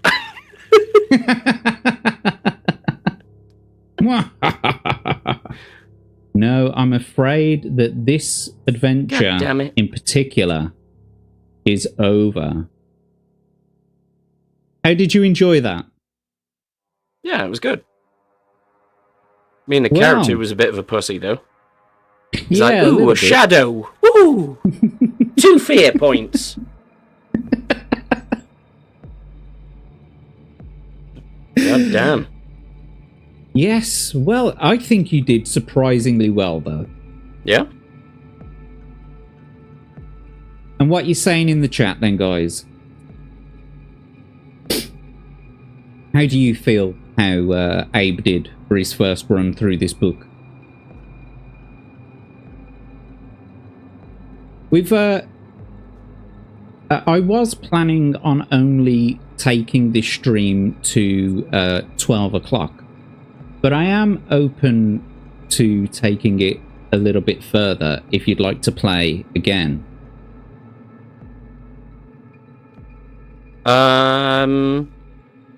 Yeah. You want to play another game? Yeah, why not? Okie dokie.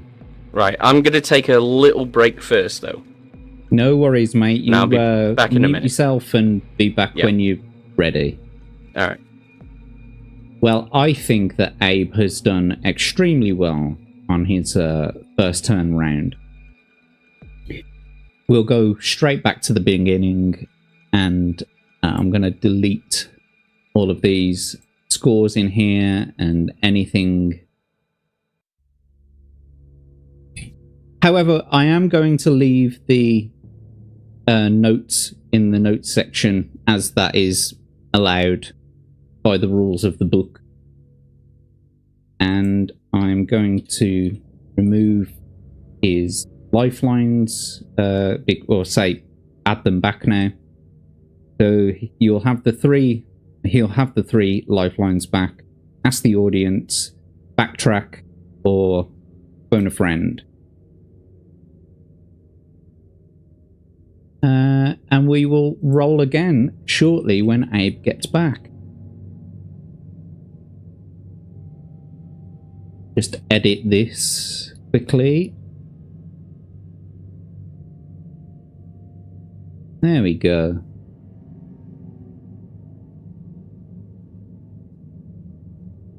Let's have a look at what you're saying in the chat.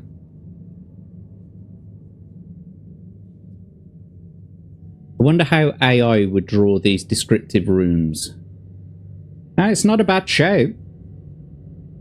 Why not give it a go, Steve? Maybe we can do that now. Maybe I can... Nah, not right now. Not in the middle of a stream.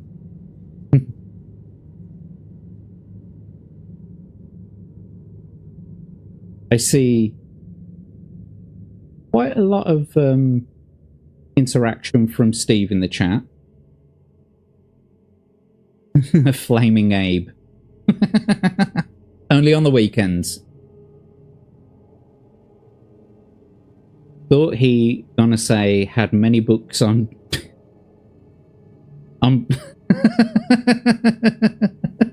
thought he was gonna say had many books on blacks, then he's some spooky racist type. Yes, indeed. The resurrection card. No, unfortunately, no resurrection card for Abe.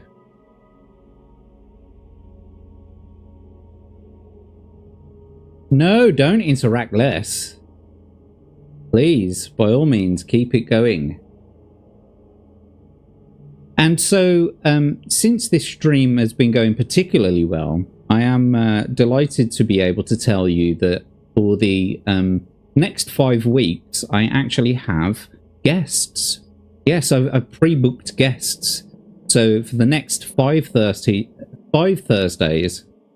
I will be streaming at the same time, 10 o'clock Greenwich Mean Time. That's about 4 p.m. Central in America. And so next week we will have our close friend Daramuth. If you don't know who Daramuth is, you can go and check him out on his channel. He has a Rumble channel where he mainly streams to, and he likes to promote Rumble more than anything, but he also has a YouTube channel, and he's also on Twitter as well, so please go and check him out there. Yeah, Steve knows Daramoose. Hello, Abe. Pleasure to see you back. Yeah, I just want to say something quickly. God damn it, Steve.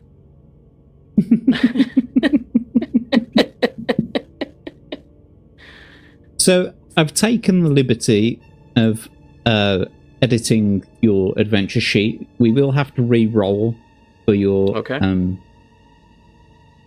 for your things, and I've left the notes in from your previous run. Marvelous. Because that's allowed. Yeah. So, to start a new game then, let's do this. I need you to roll 1d6. Do you know what? I just want to say that you went through that entire run without encountering any other people that you fought. You didn't get into one battle. Yeah. Those battles sometimes take a That's the way I like it. I like to avoid people. So unless that was... Go on. No, that's just the way I like it, you know. In real life too. I was going to say, unless they're scary goat people on the doorstep. Yeah. Mickey khaki pants. Goat people are fine. You know, they're pretty chill. They just eat grass, make noise. Old ladies in their bed. Poop everywhere. Yeah, old ladies, let them sleep. Let sleeping dogs lie. Okay. wouldn't call her a dog. So we're rolling for your 2. skill. Not a very good score, I'm afraid. So that's Nope. an 8. This is going to be my reckless run, I think. Well, I mean, the thing is, the skill determines how well you do in battle, and what's more is I need to deduct 3 from that. So I'm afraid your starting skill is 5. Jesus, I'm even lamer than last time. Yeah. So can you roll 2d6 for your stamina? Okay. 10. Okay. Okay. Plus Not 12. It's still not bad. It's Not just bad. 2 less than you had before. Yeah. And now if you can roll 1d6, please. Oh. Shit out of luck now. And 1 more d6, please. 5, not bad. Yeah, not Can bad. you add 3 to that? You're 1 more than you was before. Yeah. And I think my character's probably going to need it. You could do better. Yeah, it is possible to do better. Yeah. Right then, so I'm not going to go through all of the main blurb again, but I will take you straight to the choices. Okay. So, will you wrap the door with the knocker, pull the cord, or creep around the house and investigate the light? Now remember, the last time you pulled the cord. Mm-hmm. You can still go that way. Let's pull the cord again. Okie dokie. Oh, and I will say that all of your lifelines are back. Nice. I just need to make sure that I'm making a track of where you've been. Okay. So, 275. You grasp the rope, pull the depths of the house, tinkling noise, yada yada. Turn to 357. A few moments later, the man comes to the door. He's like, come on inside, the master's expecting ya. Turn to 8. Okay, so you're on page 4, paragraph 8. So, last time you chose to study the paintings. In this turn, will you wait for your host to arrive, study the paintings, or hunt for a telephone? Well, I already have the notes from the observations of the paintings from the previous run, don't I?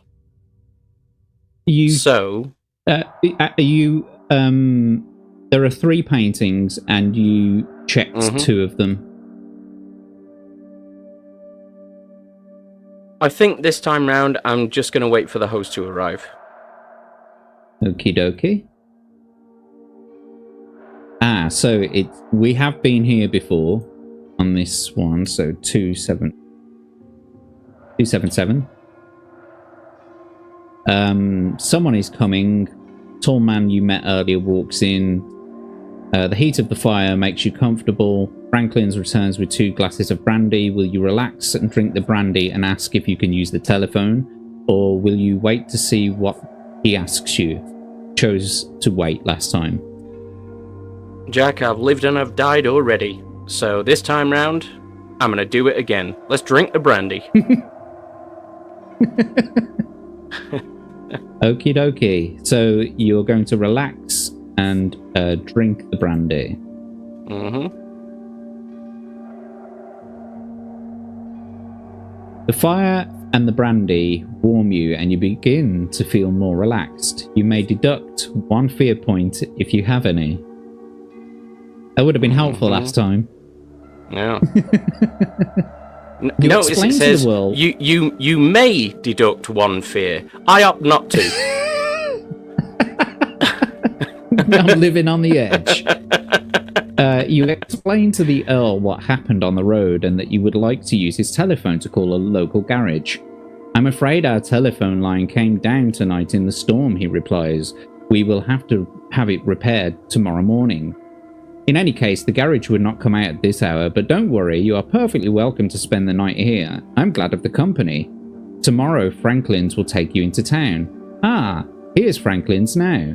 The butler comes in to announce that the meal is ready, and you both go to rise into the dining room.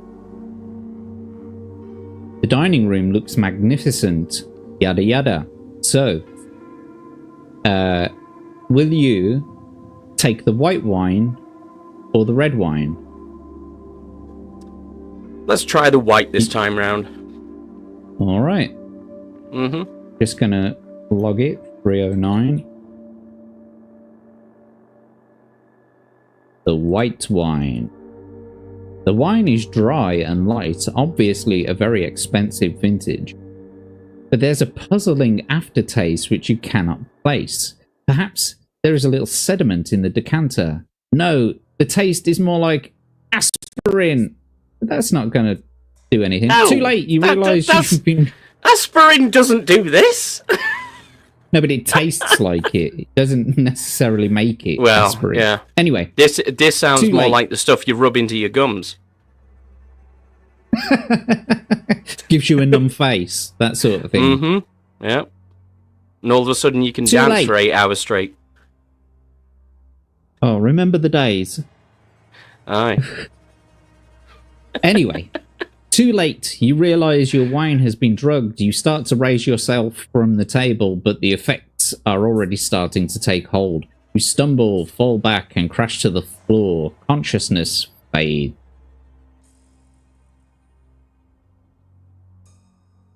And so we're back in the place where we were before. You're tied up, you're bound and that, and you're going to try and get up and go over to the window and break the window with your glass.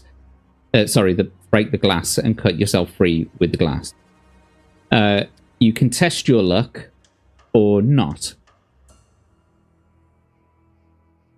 Nah, I'm going to take a risk. Let's try and smash the window. Yeah. Well, you're going to smash the window either way. Yeah. Okie dokie. Yeah, but this time round, I want to risk massive blood loss. Interesting. Okay. Yeah. You grit your teeth and shove your bound hands against the window pane, rope first. Your first blow is not hard enough to break the glass, so you try again. This time, the glass shatters and some large pieces fall onto the floor, but your desperate action does not leave you unhurt. You receive a nasty gash on your wrist, so we deduct 2 stamina points and then turn to 317. So there's nothing wrong with a bit of nasty gash, mate. I know, I've had a few nasty gashes before. I'm sure we all have. So I'm afraid we've had to deduct your stamina down to 20. Oh no! Oh no!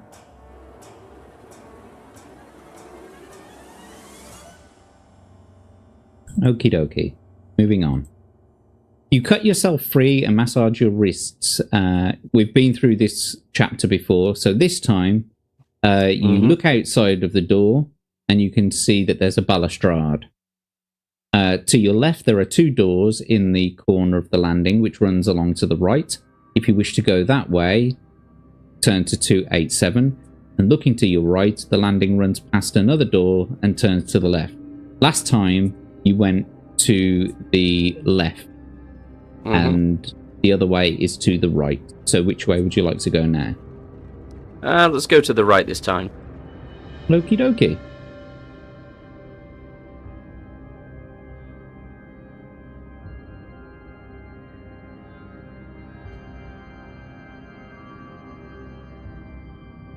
A short distance further along the balcony, you arrive at a door with Azazel written on the nameplate. If you wish to try this door, turn to 358. If you would prefer to continue turning left and following the landing, turn to 229. You know what? Let's try the door. Let's go meet a demon.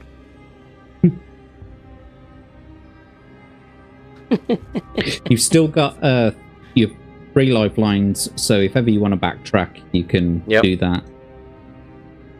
The door opens and you peer into the room. You quickly check that there is no one inside and are relieved to find it's empty, but it's full of clutter. It seems to be a crude scientific laboratory of some kind. A brass telescope points through the window towards the sky. Charts and mathematical tables are pinned to the walls. A human skeleton hangs from a hook, and a bench is covered with glass vials and apparatus. They look like priceless antiques, and they were probably all made in the last century. Do you wish to investigate the room further, or would you prefer to leave? Sounds like my kind of digs. Let's investigate further.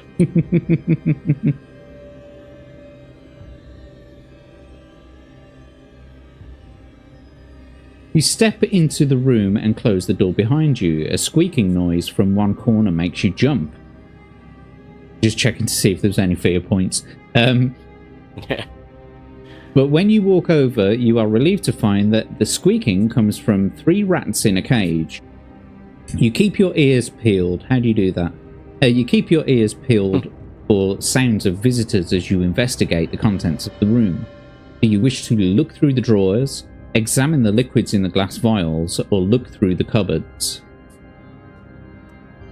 Let's look through the drawers first.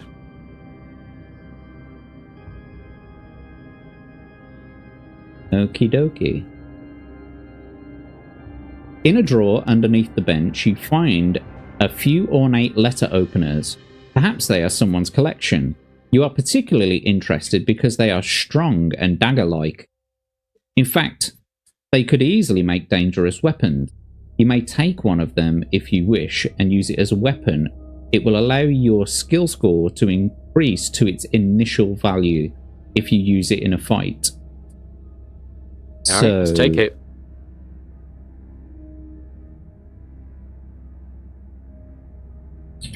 Oh, sorry, I'll put the sheet up. There you go. Knife plus in it.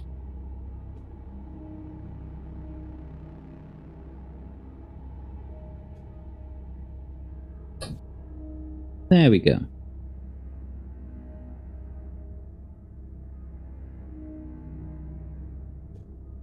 So now we turn to 385. Suddenly your ears prick up at the sound of footsteps coming closer. You nip into the shadows and wait. The footsteps stop outside the door and you can hear 2 voices talking. Hadn't we better ask the master's permission? One asks. Maybe you're right. Maybe we'd better get a light for the lamps. You breathe a sigh of relief as the footsteps disappear off in the direction you approached the room. You decide it's best to leave before they return, and you open the door on the landing. The safest way to go, it strikes you, is away from the 2 visitors who may return at any moment. If you approach this room from the left, turn to 229. If you came from the right, turn to 26. I can't think of which direction you approached from. Well,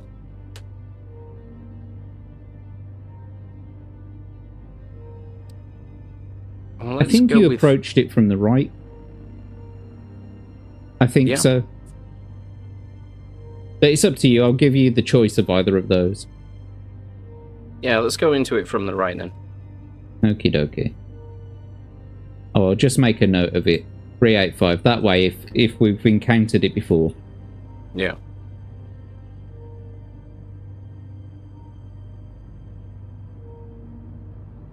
There is another door a couple of meters upon the landing on the left.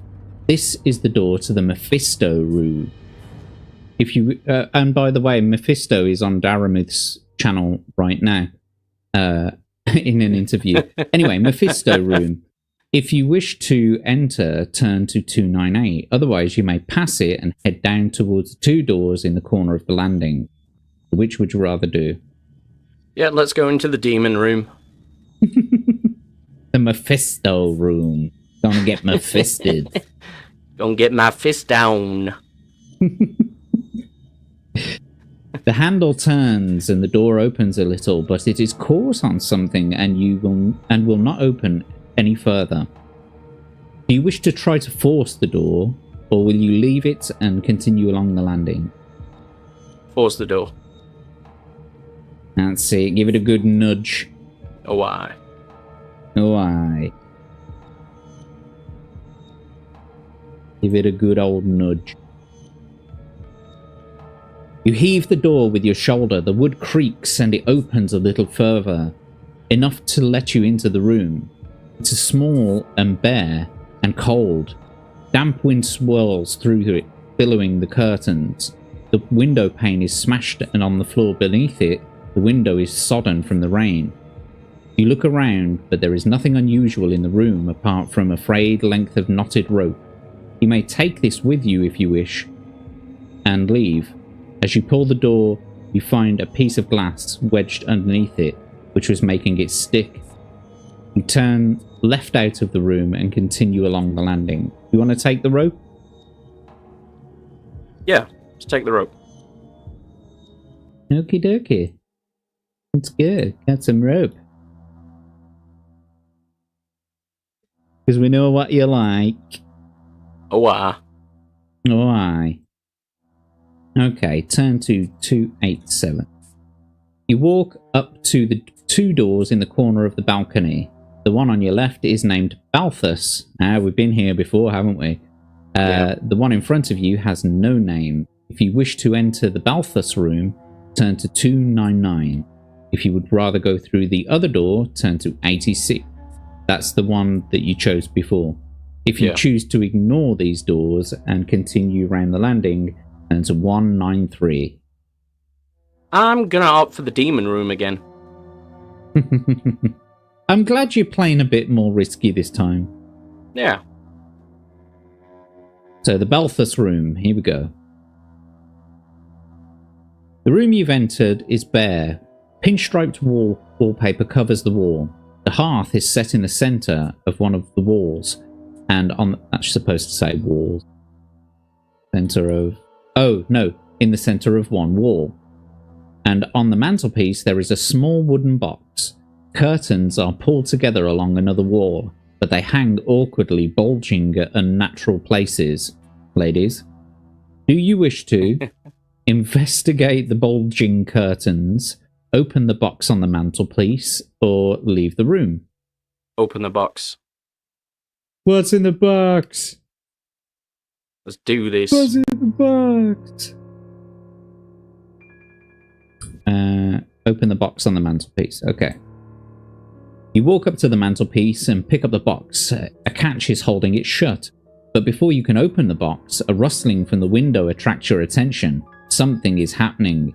You place the box back on the mantelpiece and walk over to the curtains. Turn to 236. Oh, your first battle. Love it. Ooh. From behind the curtains, a heavy blow hits you in the chest and knocks you backwards onto the floor. Lose 2 stamina points and add 2 fear points. Well, that was a bit of a shit turnout. Yeah. You pick yourself up quickly, and the curtain slides to one side. A human figure steps out. Its skin is a dirty green colour. Its eyes wide and stare at you, yet through you. Its jaw gapes open to reveal a mouth half full of rotten teeth. It wears ragged clothes and it is advancing slowly towards you. Resolve your fight with this zombie. Right, so the zombie has a skill of 7 and stamina of 6. So let's get your adventure sheet up. Mm-hmm. I was just going to say, that description sounds like a lot of people on the council estates I used to grow up on. They're everywhere, mate. Yeah. Absolutely everywhere.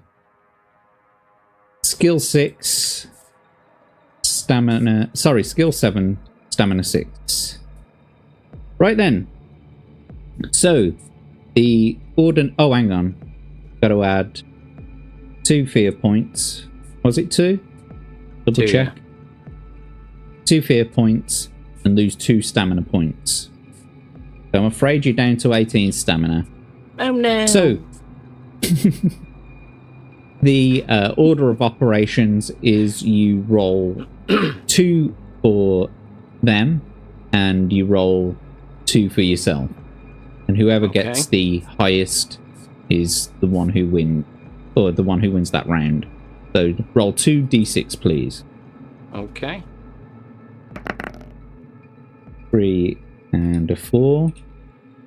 That's 14 for them. And if you could roll another 2d6, please.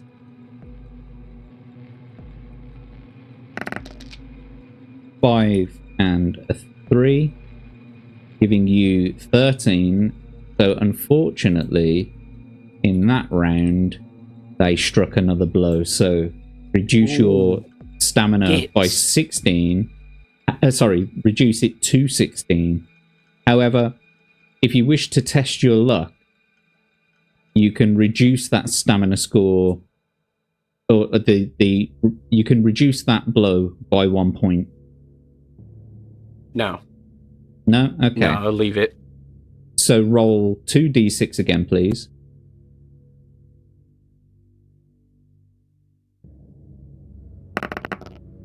Oh. Roll it again, please. God damn it.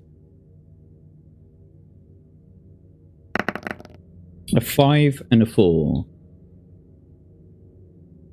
That gives them 16. Okay. And roll 2 for yourself.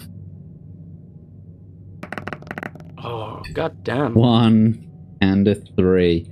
Which I'm afraid that gives you 9. And we have to deduct another 2 points. Bring you down to 14. You can These zombies, test your man. luck. They're bringing me down. They're just normal men. They're just normal dead men. They're innocent dead men. So, would you like to test your luck at all? Nope. Okie dokie. Then roll again, please. I'm pushing it as it is. 2d6 for your zombie friend, please. That's a 6 and a 4. Will you stop rolling so good for them? I know, right?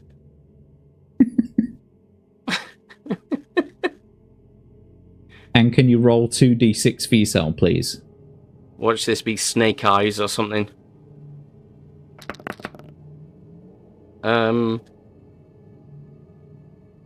Yeah. 11. Yeah.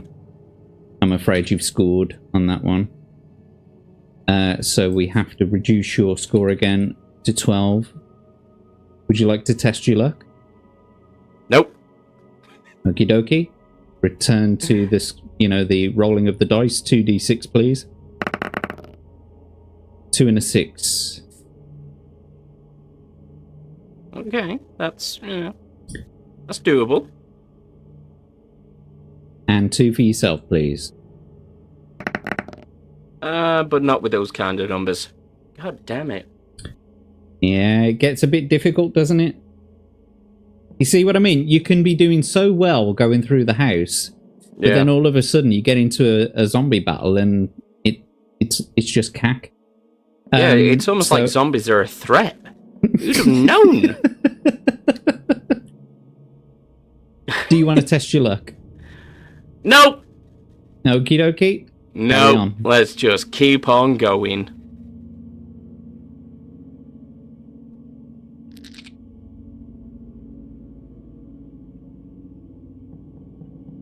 So 14 for them.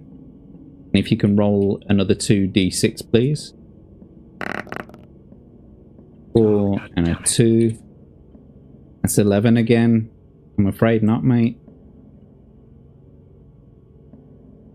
reducing your score to 8. Would you like to test your luck? I shall decline. Okie dokie. Please roll 2d6 for the monster. That's better. Oh. So you give them 11 this time. This is where I get snake eyes. Do it. Oh. Nice. So Nailed you definitely them. won that round. Yeah. 1 round out of 6 ain't bad. Well, luckily they have less than you. So, would you like to test your luck and try and inflict more damage? Yeah, let's give it a go. Okie dokie. Roll 2d6, please. Oh, is it? Hang on. Is it? It's fouled anyway. Oh, damn it.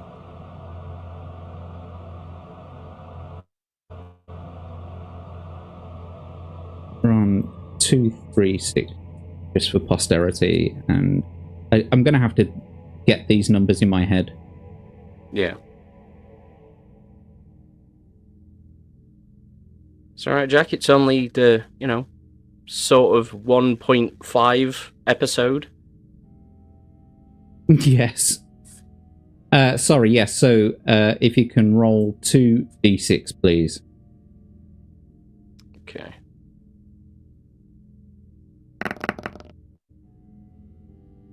Still came out the same anyway. A 1 and a 6. Well, then that means you won. You won that round. So sweet. That means that we can add an extra 1 damage to their score. So that brings them down to 3. Nice. Okay. Roll. Oh, and I've got to remove 1 from your luck score too. Yep. So roll 2d6 for the monster, please. 6 and a 1. It gives them 14. And roll 2 for yourself. 2 3s. That gives you 11. I'm afraid you lost that round. So would you like to test your luck? Yeah, why not? You gotta get 6 or below now with 2 dice. Okay.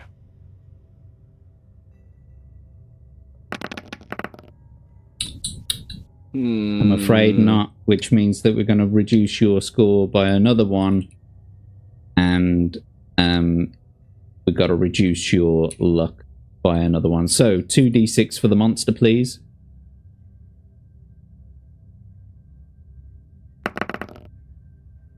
3 and a 1. And 2 for yourself, please. 5 and a 3. Nice. Excellent. So you struck a blow on them. Lol. So they have 1 stamina point left now. Would you like to test your luck and see if you can bring that down to kill the monster, or would you like to carry on without doing it? Yeah, I'll test. Just keep in mind, you've got to get a luck score of 5 or lower with 2 dice, and if you miss, your score will be down to 4. Yep. Okay. Okie dokie.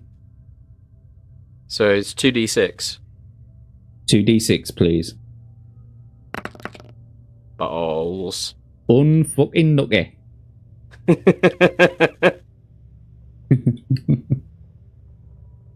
Okay, 2d6 for the monster, please. Oh. It's fouled. Could you do it again, please? Oh, god damn it. That's showing 2 and 1 for me. That's for the monster. Yeah. It's fouled again. I'm sorry. Could you do it again, please? We're just going to keep doing it until it's invincible, aren't we?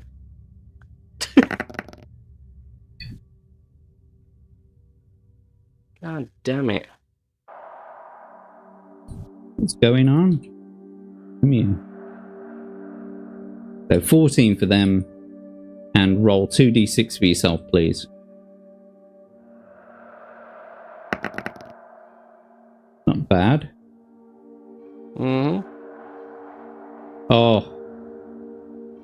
Well, by 1 point. You can test your luck, though, and reduce the blow. I'm going to call foul, though, because 2 of those rolls looked perfectly fine for me. 1 was 3, 1 was 4, but I'll test my luck anyway.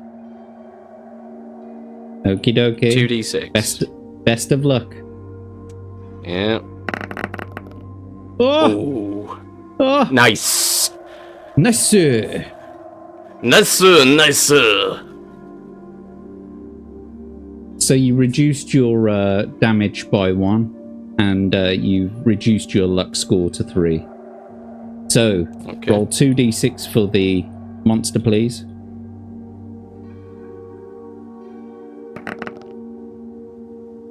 Okay. Okay, that gives them 11. And then if you could roll 2d6 for yourself. 5 and a 1. Oh, they're both the same. So that round, no one has to do anything. However, you can still test your luck. And if you do, I will reduce the monster's encounter by 1 and kill the monster. However, if it's not less than 3 with 2d6.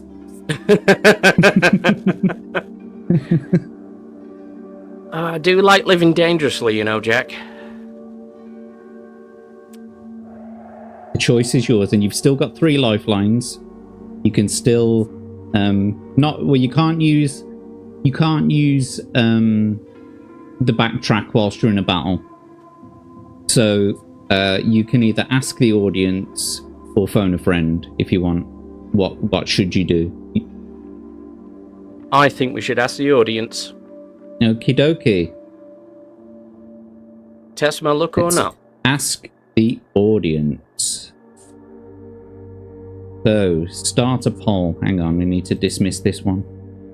End poll. Should have done that earlier. So, start a poll. Test luck or not.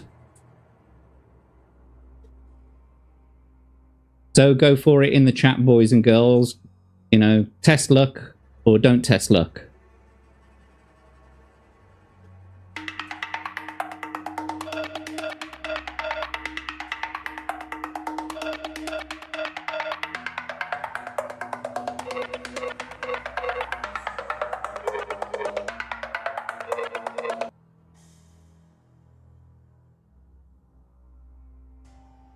Well, we've got 3 votes, and they are all saying that you should test your luck so far. Grandpappy, just so that you know, blurps are not enabled on this stream. It would be too complicated, and yeah, sorry. Okay, I'm going to test my luck. Okie dokie.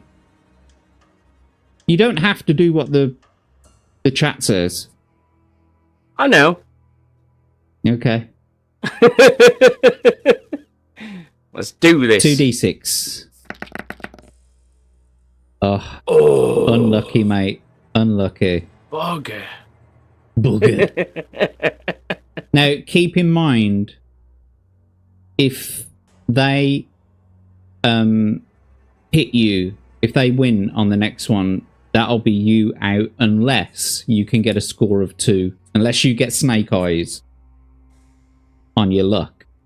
Mm-hmm. You will be dead on the next roll if they hit you. So roll 2d6 for the monster, please. 3 and a 1. That nearly fouled that did. Mm. Ooh. Oh, 2 and a 6 nice. for you. Excellent. So you've killed the monster. I think you'll find I've just killed that thing that's already dead. You did. You've destroyed it. You sent it back to the. Where's my gold star? Where's my medal? The good star.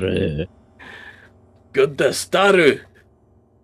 Well done, Abe. You successfully beat the zombie with 2 stamina points left to go, and you have 2 luck left to dice with.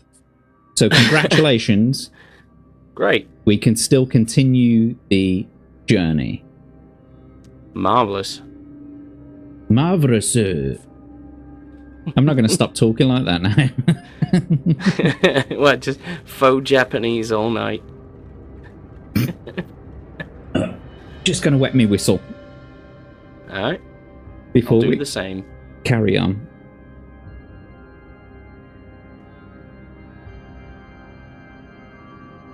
Lovely. A lovely cold cup of coffee. Drink it up before it gets warm. Oh, aye. Oh, aye. Right then. So, you've got 2 simple choices on this page. You wish to leave the room or investigate the box on the mantelpiece that you picked up earlier, and then the I think I'll get back to what I was originally trying to do and have a little fiddle with this box. Indeed. And hope the pinhead doesn't appear. You opened the box and so we came. We have such sights to show you.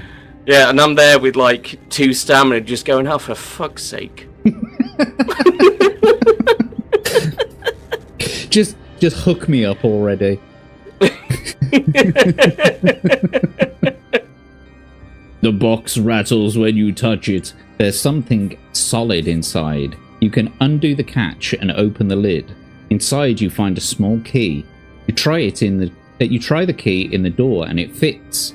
The key turns and unlocks the door, allowing you to leave the room. You find you are in the corner of a landing and there is an unmarked door to your left. Hang on a minute, I don't remember you being locked in this room. No. Do you? No. That's weird. Anyway, if you wish to go through it, turn to 86. Straight ahead you can see the main staircase leading downstairs. If you wish to go that way, turn to 193. So you can either go through the unmarked door on your left or go down the stairs. No, I think we got more of this labyrinth to explore, so I'm going to go through the door. We know how you feel about unmarked doors. I love them, mate. Better than you do about unmarked cars. The door opens into a narrow passageway which ends at a window. There is a door halfway along the left-hand side, and a sign identifies it as the Diabolus room. If you wish to try that door, turn to 13. If you wish to investigate the window instead, turn to 110.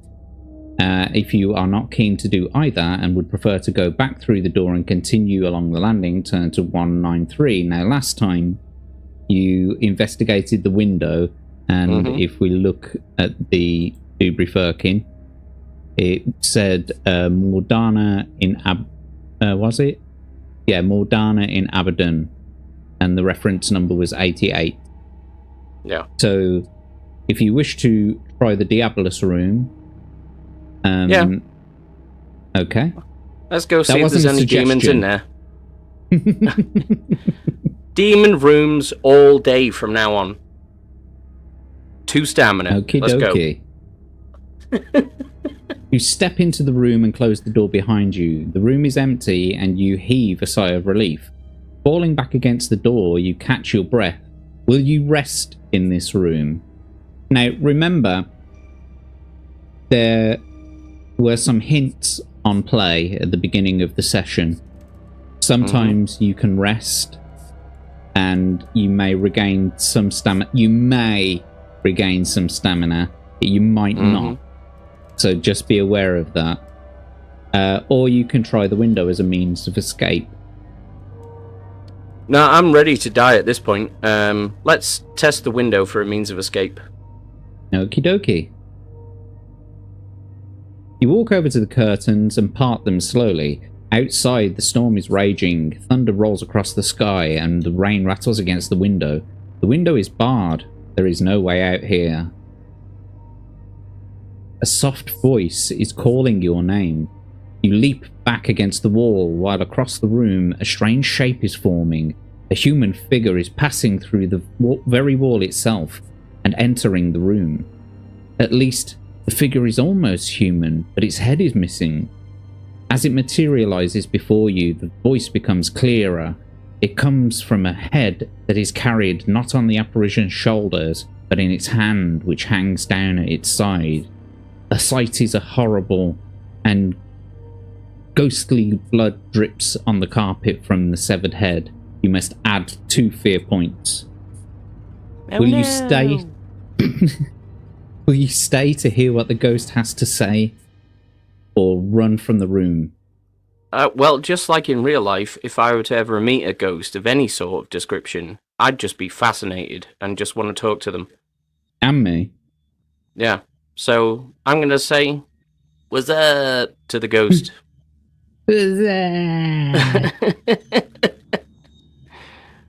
Yeah, see what they got to say. Let's just log that. 168.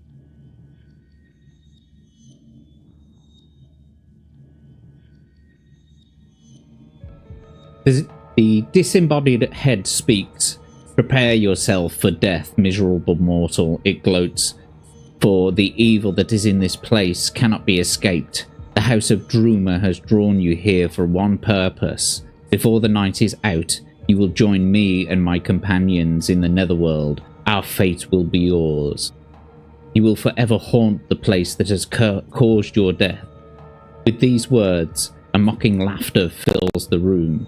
The apparition turns back through the wall, and as it does so, the laughter fades, but the fright will give you two more fear points. Add these to your total and leave the room. Though I'm afraid I'm going to have to add 2 more points to your fear score. So these characters are absolutely bitch made, man. Well, this one is. I mean, it's the House of Hell. What do you expect? It's some dude who was on his way to like a work meeting in the morning and like he's driving his car. You know what I mean? He's drenched right through to the skin, and he's talking about, you know, silly old men at gas stations and stuff. He's just got absolutely no scientific curiosity whatsoever. Scared of his own shadow. Just an ordinary man. Just an innocent man.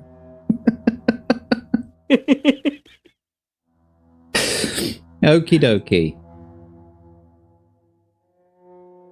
You leave the Diabolus room and are standing once more in the narrow corridor outside. Do you wish to turn left to investigate the window, turn to 110, which is where you went previously, or would you rather return to the landing and follow it round? Yeah, let's follow it round.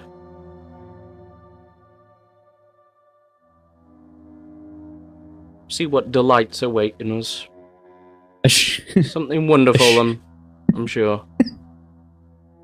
A short distance further on, you come to the top of the main staircase, which leads downwards. Immediately opposite the staircase is an unmarked door. Oh! Do you wish to go downstairs, try the unmarked door, or will you continue around the landing? Do you know what? As this is a reckless run, I'm gonna go round the landing again. Interesting, okay. A few steps past the unmarked door is another unmarked door. Oh, you're getting hard nips. I'm getting tempted now. Your nips getting really hard. You're gonna... Oh. Yeah, So- I'll show you on camera afterwards, Jack. It's Oh, I love those meetings. I'd just be there So- like unmarked doors. Mm.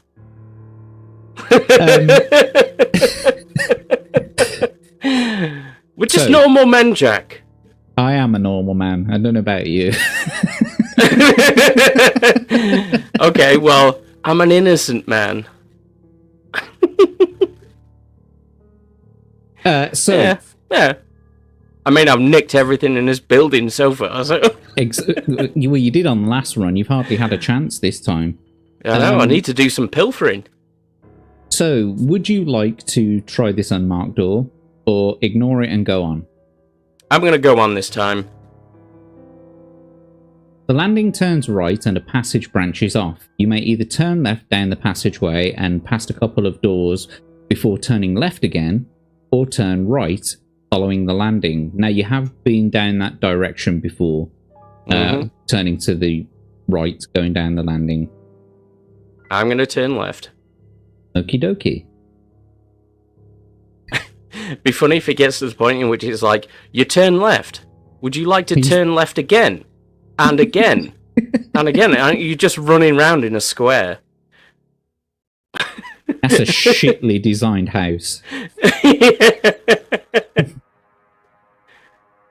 You are standing by two doors and each has a nameplate. Ahead of you is the Asmodeus room.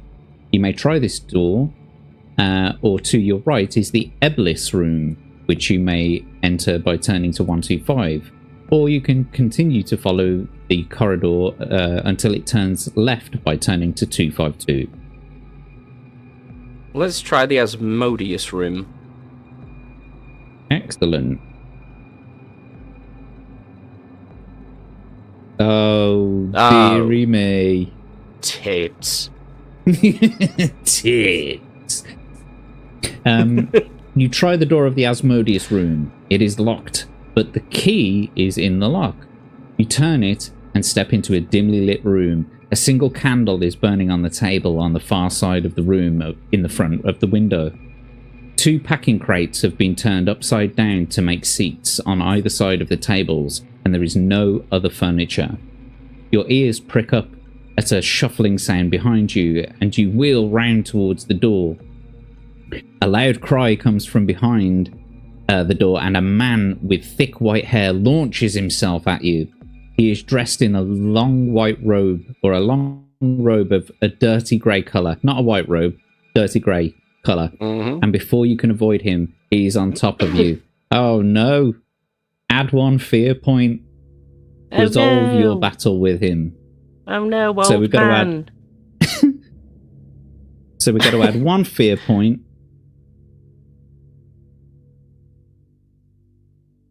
So you're one fear point away from dying now. And the skill is 7 and the stamina is 9. Isn't the guy I'm looking for to escape the place also in grey? A grey robe. I remember that from last time, yeah. Yeah. So, the usual state of play. You may roll 2 dice for the monster first. Oh, no, that's 1. That's 2. A 1 and a 4. That's not bad. 12. Give me a second. And then if you can roll 2 for you. 1 and a 5. Which gives you 11. Unlucky. So, look mate. You can test your luck and see if you get snake eyes. Or you can accept your fate and you can die here, now, in this room. Let's see who's in the chat. Okie dokie. You're going to use your lifeline, is that what you mean? I think so, yeah. Okie dokie. I'm going to leave it down to, and you may not be surprised by this. Can you guess? Yeah, you're going to ask Crimson. No.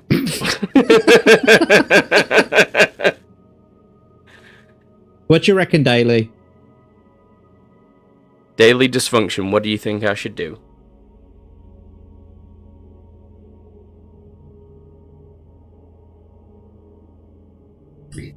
Let's see what she's saying. What are you saying, Daily? Are you there? Let's do a seance. Daily, are you there? Should he test his luck or not? Bearing in mind, She might not be. I either die or somehow magically roll snake eyes. He's got you pegged. Peg him back. Awesome. I think that's an endorsement. I think it is. So you're going to test your luck and see if you get snake eyes? Yep. Let's give it a go. And roll 2d6, my friend. Oh, you couldn't have got shocker. a fucking worse score. Oh my god. Oh no! I got killed by an old man. That is where... Terrible. That is where your journey ends. Imagine that. I fight some zombies and I managed to survive that, but an old man somehow overpowers me.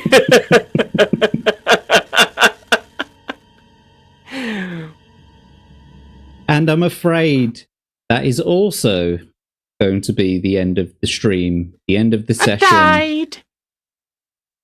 So you died twice, but you got pretty far through the house. So I'm very proud of you, mate. You did, well, thank you very much. A very good job. That does actually mean a lot, Jack. Thanks. I mean, I've played this book several times. Obviously over the years, and it's not easy to get through. As you mentioned, the house is quite a labyrinth, so you're just constantly going round, doors on the left, doors on the right. There are rooms that you haven't even been in yet, mate, that are just wild and out there. So hopefully you'll be able to come back and play again. Maybe not this game, maybe another game. But I would love to have you back. Doors to the left of me, doors to the right. Here I am, stuck in the middle with an old man, apparently. On top of me. In a house full of rooms named after demons, and I get took out by an old man. You survived the zombie attack only to get raped by an old man.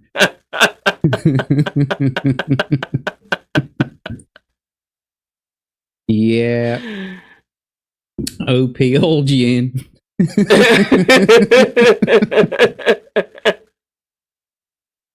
You died to bend over, apparently. Yeah, apparently so, yeah. Yeah, he gets everywhere, so... Damn it indeed, Abe. Damn it indeed. Well, like I said, mate, you did extremely well, and I'm very proud of you, and I'm so glad to have had you as a guest on the show this evening, to have you on the maiden voyage of this stream. Yeah, glad to be here. What's the final score? 2-0 to the house. The house 2, me 0. Sorry, I'll just... Oh no, I'm not going to go back to the adventure sheet now. But nevertheless, have you enjoyed yourself, mate? I have indeed. Good. Well, I hope this encourages other people to come on as well. Well, it's been years since I've played anything like D&D, and it's been even longer since I've played a choose-your-own-adventure type story. And having this neat little blend of the two aspects, yeah, it's been fun. Do you like the format of the show as well? Yeah, totally. Yeah. It works, right? Yeah. The Dungeoneer has been graped. You didn't see that on Nightmare, did you? Hey. For those of you at home who don't know, Nightmare was a dungeon crawler game that was on the TV, where it was usually for school kids.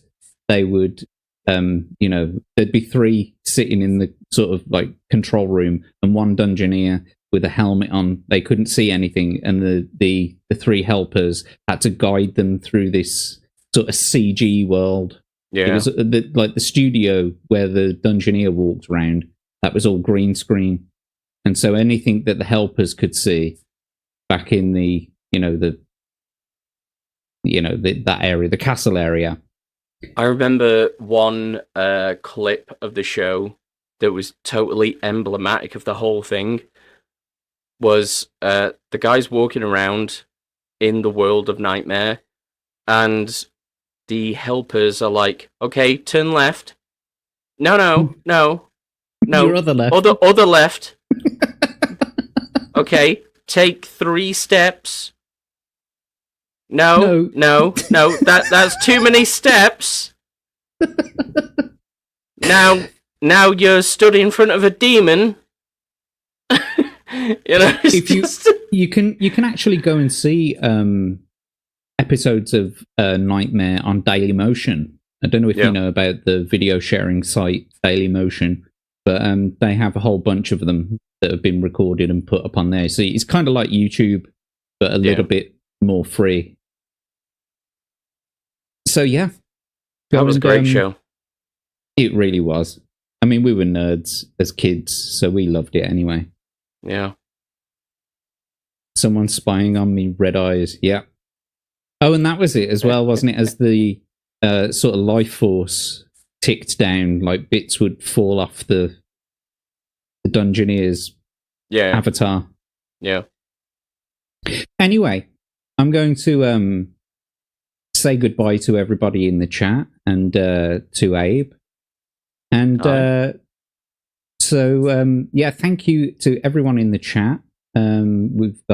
We've had Crimson Shadow, we've had Steve, Legatus has been here, Anvek was here earlier, Daily Dysfunction, of course, we can't forget her, Grand Pappy, Bjorkus, who else? We've got Abe, don't know who he is, Story Bouquet, we haven't even said hello to them. Hello.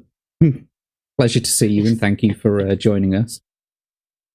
And to everyone who joined us this evening, a very big thank you from myself and Abe. Tell everybody where you're going to be.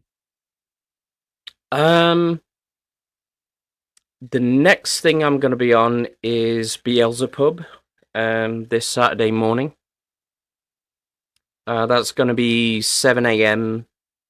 GMT. Then after that, it's going to be Anime After Dark, which will be Saturday night. For us. Yeah, for us. For us in real time. in the real world.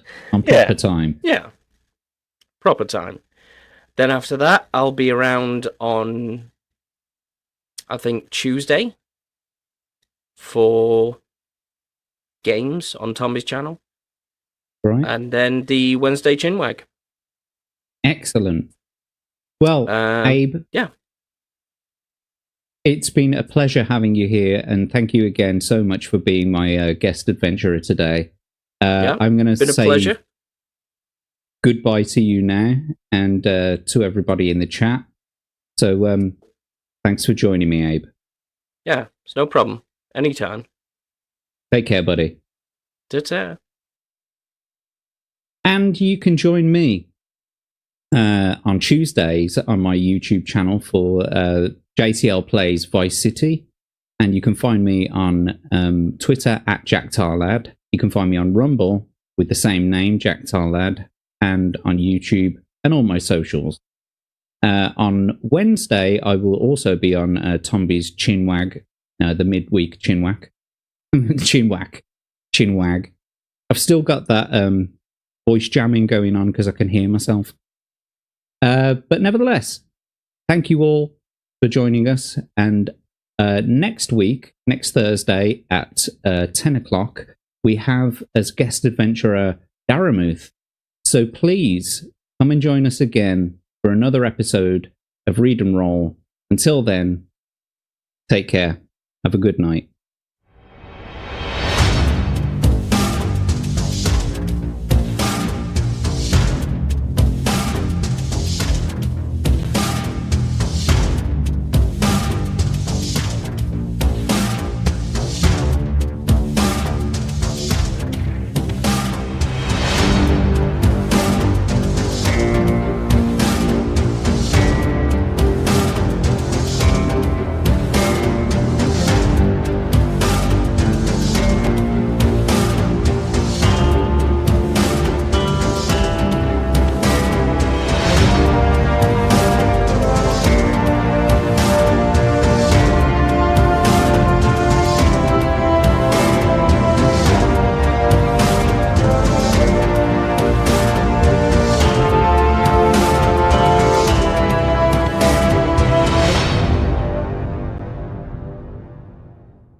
I think like